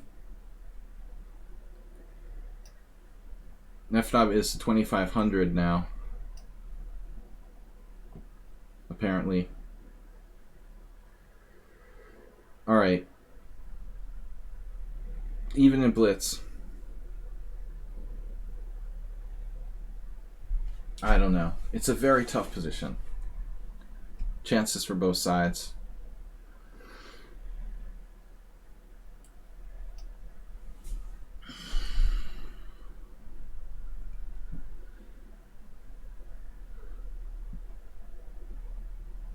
Yeah, the computer was torn between knight takes f6 and bishop takes f6. As I said, we had the exact same game. I looked at it with the engine. Up until here, I played perfect moves. But I think on this move it was saying bishop takes d4 check. Maybe that was it. You couldn't take with a pawn on e4, could you? That's crazy, right? That can't be right. Queen takes d4, pawn takes. We'll have to check after the game. But I'm not really that sure about this position. I mean, seriously, what's going on here? We have equal material, but my structure isn't perfect. Then again, neither is his. I have less pawns around my king than he does. He has 3 pawns for protection.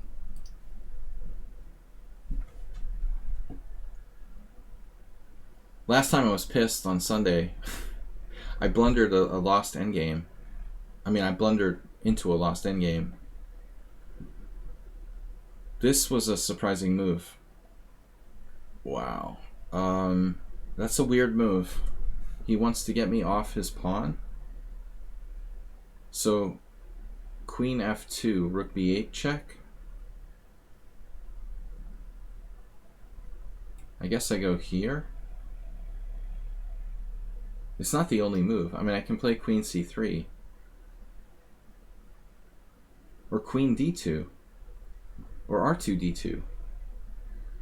I just don't think that black is winning here. Or even better.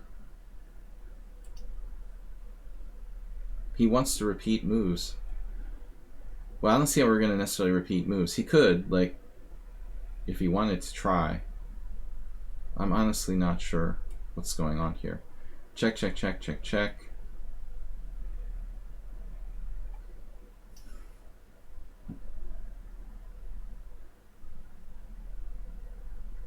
He has 2-minute time edge from the opening. While I was talking, he didn't waste 1 second. But as I said, I don't like this opening for white. Why is he playing f3? But apparently it only allows black equality. And it's like a very dry equality, where it's hard to play for a win. Which is normal for the classical dragon, I guess. He likes draws. That's why he plays the Schliemann. So here's our big question, right?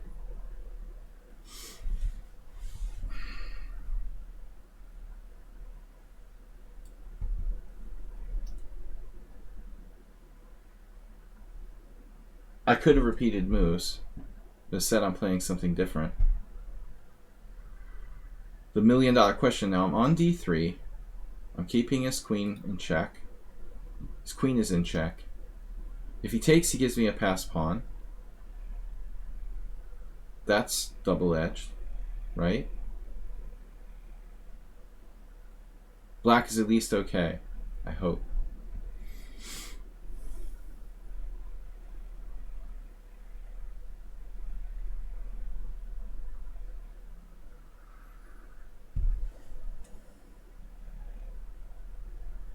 I don't like my king position being open.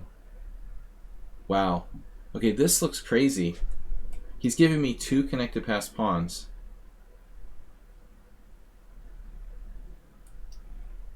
Yeah, last game we had a weird situation in a rooking game as well. Similar craziness.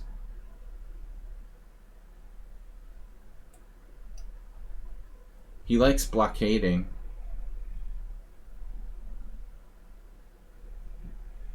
He is basically like a world-class blockader.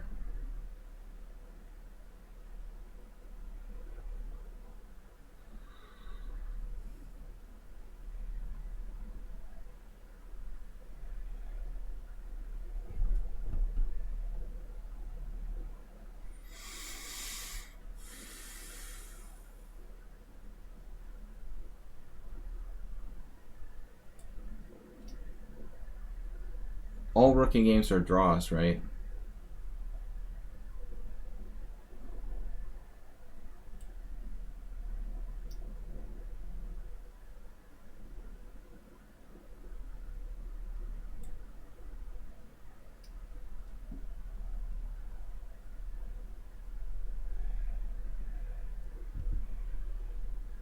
But I have a very strong passed pawn here. And I'm threatening something. I don't remember what.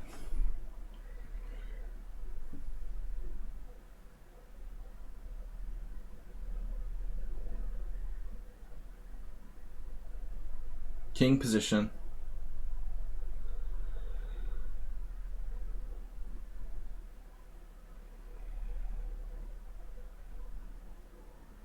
Rook check.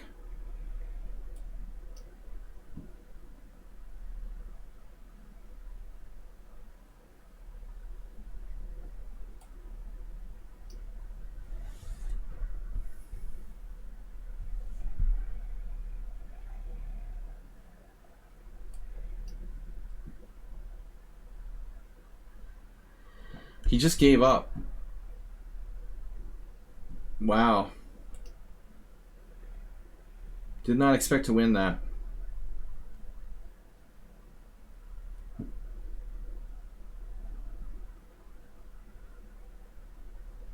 The final position is winning, but I think he was still in the fight deep in that game. Wow, Miro with no time. Down a piece.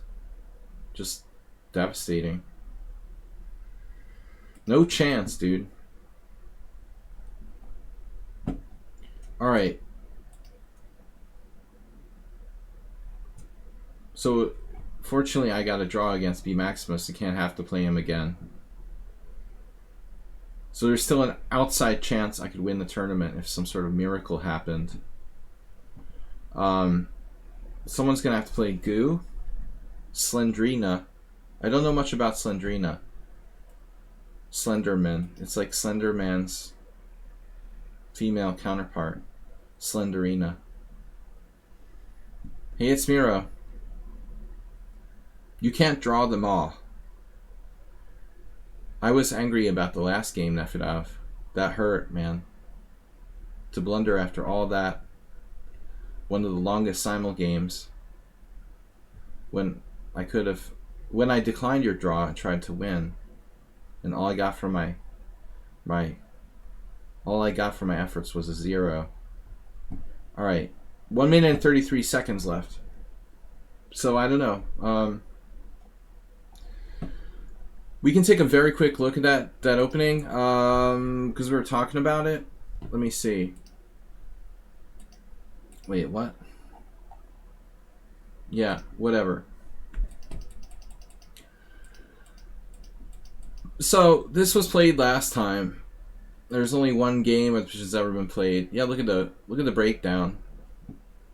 Stockfish is starting to like all three. It's like all three recaptures are good. Wow. If there was even a 1% chance this would ever happen in one of my over the board games, if there was like a 0.5% chance this position would ever occur in one of my over the board games, I would actually maybe like study this in depth. But it's so unlikely that would ever happen. That, I mean, I don't know. It looks like Skaveningen's right. Like pawn takes is actually a move. It does connect my pawns together. I guess, you got a point there. You're uniting your pawns, and knight d6 is like a good plan here. For like 25 years I played knight d7 and only recently discovered that knight e8 is actually stronger than knight d7. Anyway, guys, next game. Last game. Bang. Jernvlad. I was afraid I was going to get Slendrina. At least this is a player that I know what I'm up against. Though Jernvlad is tough, I'd rather be facing a known entity than an unknown entity. I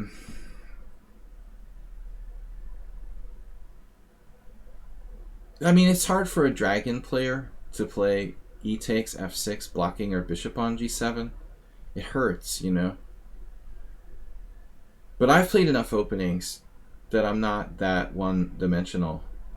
I know that's funny though. I didn't recognize that. Maybe it was just me being, tuning it out. But I thought the computer wanted to play bishop takes f6 when I analyzed with the engine, mostly.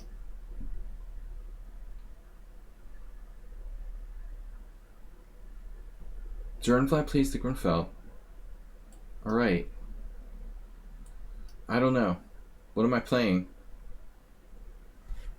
I don't think of Jernvlad as theoretical, but maybe he does know theory. He plays knight d2 against the Caro-Kann. Knight d2 advanced Caro-Kann. Maybe he knows more opening theory than I give him credit for. We'll just play this harmless and lame e3. This I borrow from Gingy too.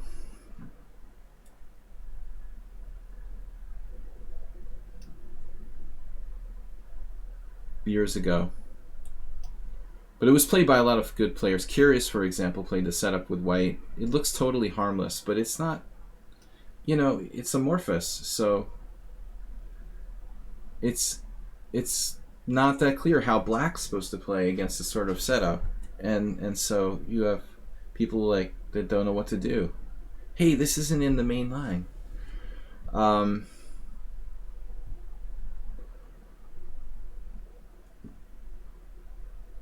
Right, that's a good move probably.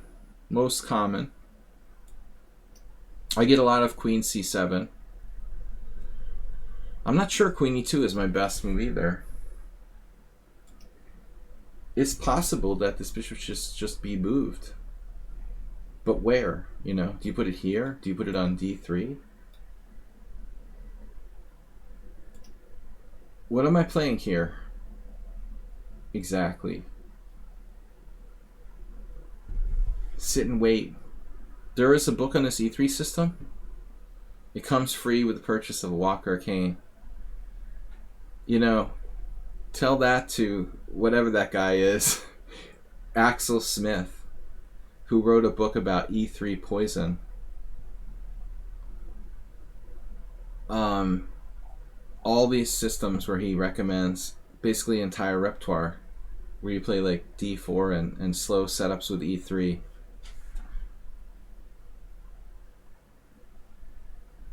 Yeah, I mean, I don't expect white to have any advantage. I've played it enough to know that. Unfortunately, I might have played it against Sternblad before, and if I did, he might be prepared. It's not really the kind of thing you want to play more than once against the same player.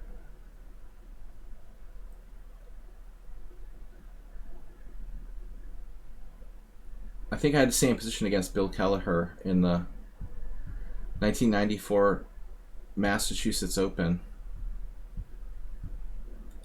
who, you know who won that tournament. My first breakthrough.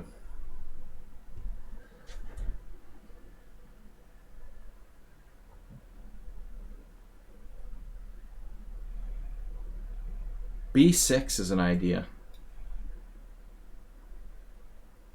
That's probably best. Interesting.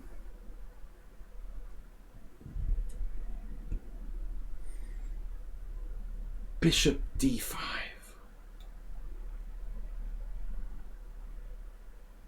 Positional approach. I mean, Bishop D5 is a move. It's interesting. It drops a piece. I don't like having my pieces unprotected. You are taking a risk there. Normally I would play Bishop D3, but I guess I'm tired. It's basically boring for me to play E3 unless there's a reason for it. You're not you're not a D4 player. Worst of all, it's hard to play E3 when you've played E4 on move 1. So you're eliminated from this discussion automatically. I'm sorry. I mean, occasionally you probably do get the odd F pawn recapturing on E3 if you haven't played F4 already. But in general, I don't like having these pieces unprotected.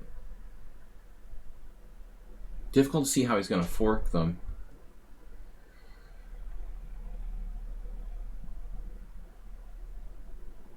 Knight D7, Queen A5, for example. CD4, CD4, Knight D7, Queen A5. Could be problematic to protect both. Now, there was the time I beat Boros Danish with a beautiful miniature. It's published in the First Saturday Annals.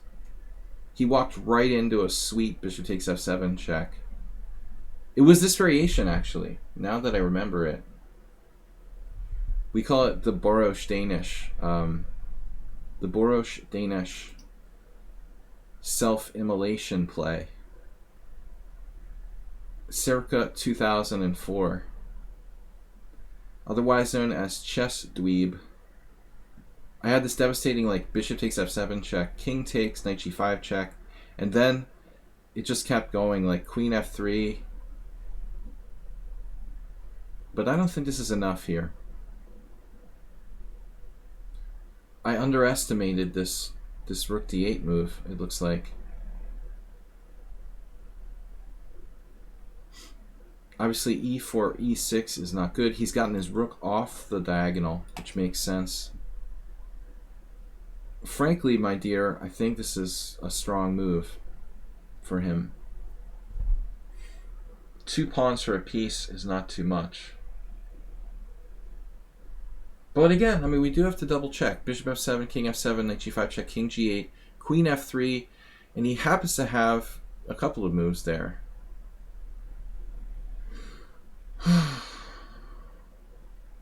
No, this is not the right position for the Boros Danish combo. I admit I underestimated Rook D8.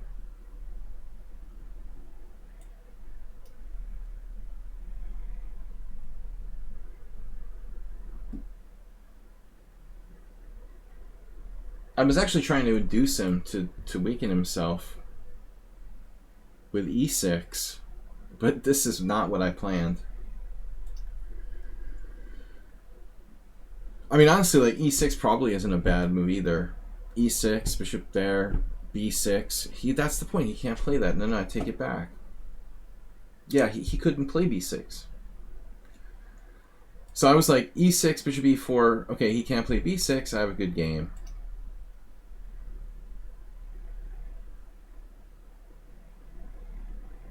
not so clear anymore. Astrobate, congratulations. You got yourself a win. I'm going for negative.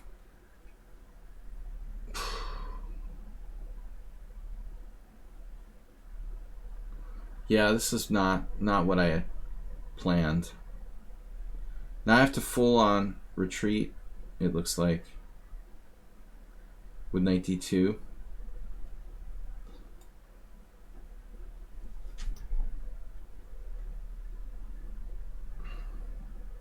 But at least my bishop has a retreat square itself. We're still solid. This is get out your Walker and Kane variation.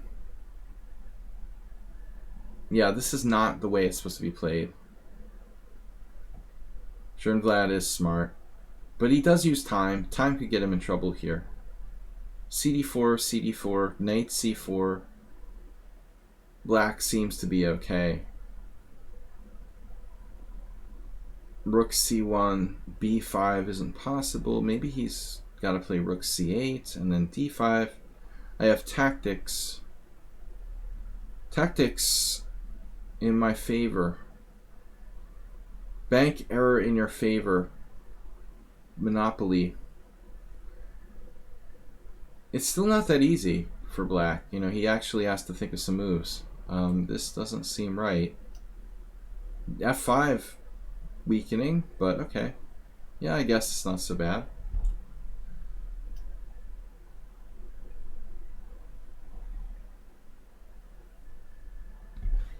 Obviously, I could play bishop d3 there. It looks a little safer than the above move. He's played this really well.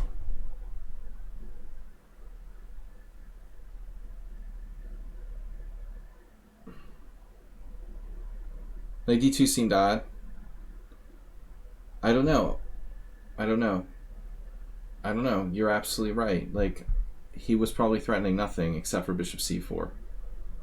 Knight d2 seemed odd. It seems another word is passive.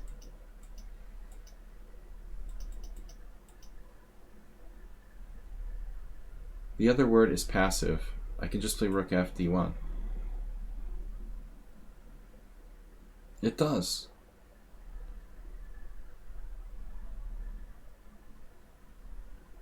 It does seem odd now that I look at it.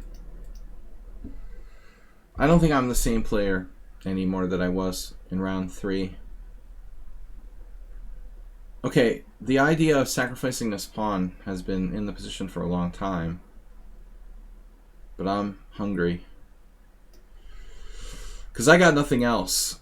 I'm not normally a materialist, but if I have nothing else, I like taking material when I'm desperate. That's my favorite time to be materialistic. Yes, and now my bishop is trapped by a5. So be careful with that. I mean, I could sack the exchange and still have a solid position if you really had to, but I'm mostly concerned about my bishop getting trapped. d5 in a pinch could be a move to play for a draw. Let's see, d5, knight d2, queen d2. Yeah. I mean, the point is a5. I guess I just have to be practical here and play a4, bishop a3, and that's it. Practicos.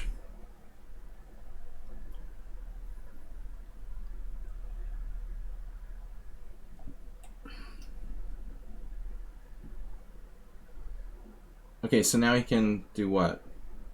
I'm not sure he has a plan. I mean, he did weaken his b pawn. At the end of the day, we have this crushing counterplay along the c file.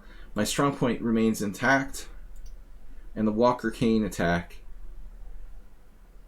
racks up potentially another victory. Just the way it was scripted. That's the way it was designed. exactly the way it was made to be played.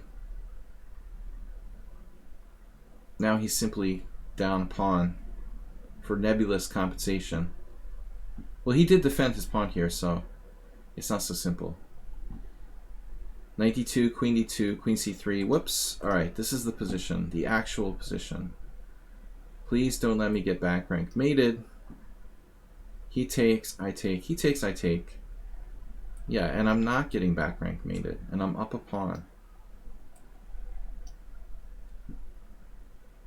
It's a miracle. Now he's threatening rook takes a3, ending my charade. Bishop c5 is tricky. Rook takes c5 and all sorts of weird bishop f6 tactics. Okay, he's allowing rook takes e6, but rook takes a3 is kind of an issue. So what can I do here?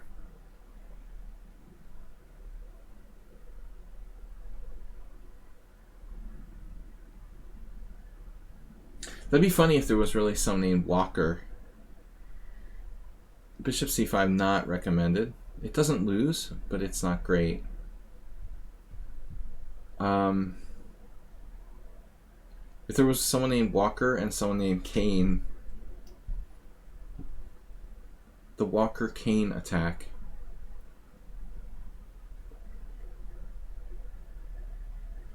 Like Harry Kane, the footballer.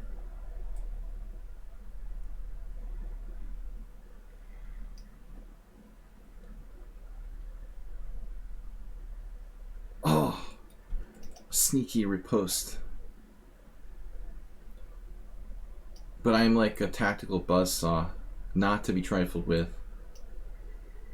It's all planned far in advance. And on rook b8, I can defend with a key rook a3 move. Luckily, it's all seen in advance. Analysis board. This is a clean win. 0 cent upon loss. Amazingly, I was pretty clean. I was only slightly worse. I was only slightly worse at 2 points, and I kept the damage to a minimum. It looks good after the game. 3 inaccuracies, 17 CPL. But the Walker-Kane attack showed its weaknesses at some key points. Alright. We survived. And the final game. Goo! The hero moment. Goo is dangerous. The king doesn't have a lot of safe squares here. White might have to take a draw. I think he has to take a draw. Can't drop his bishop.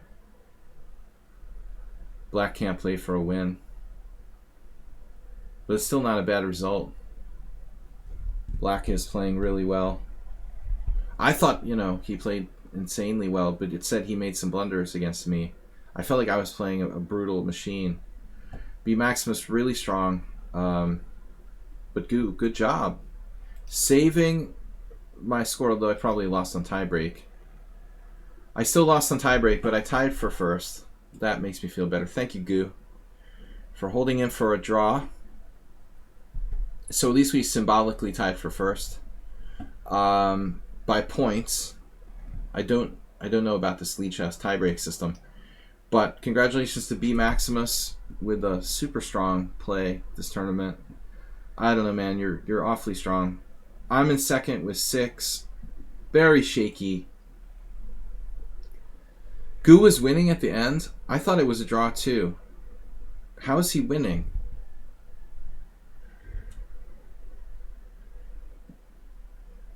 I mean, isn't he losing his bishop if he goes to the back rank? You mean he has like rook c1? Like, the king has to go to the h file, it's check. If he goes to the g file, it's check.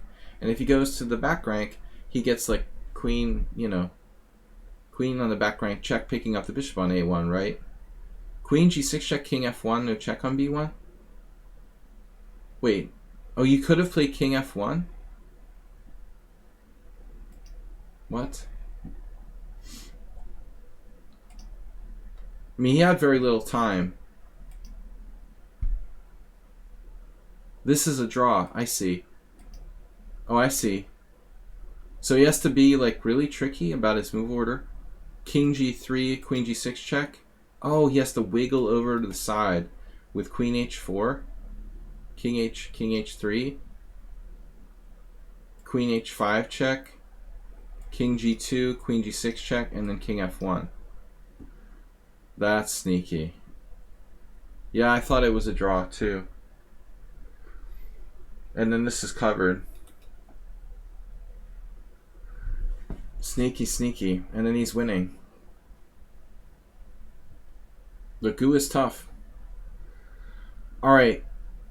So that's it. Finally, the torture is over. Thanks, Move11, for gifting that gift sub and 500 bits today. Leading gift subber. We've got B Maximus in first. Sparkle Horse second. Play Like Kasparov third. Pretty much like the favorites. Hey It's Miro finished fourth. Goo in fifth.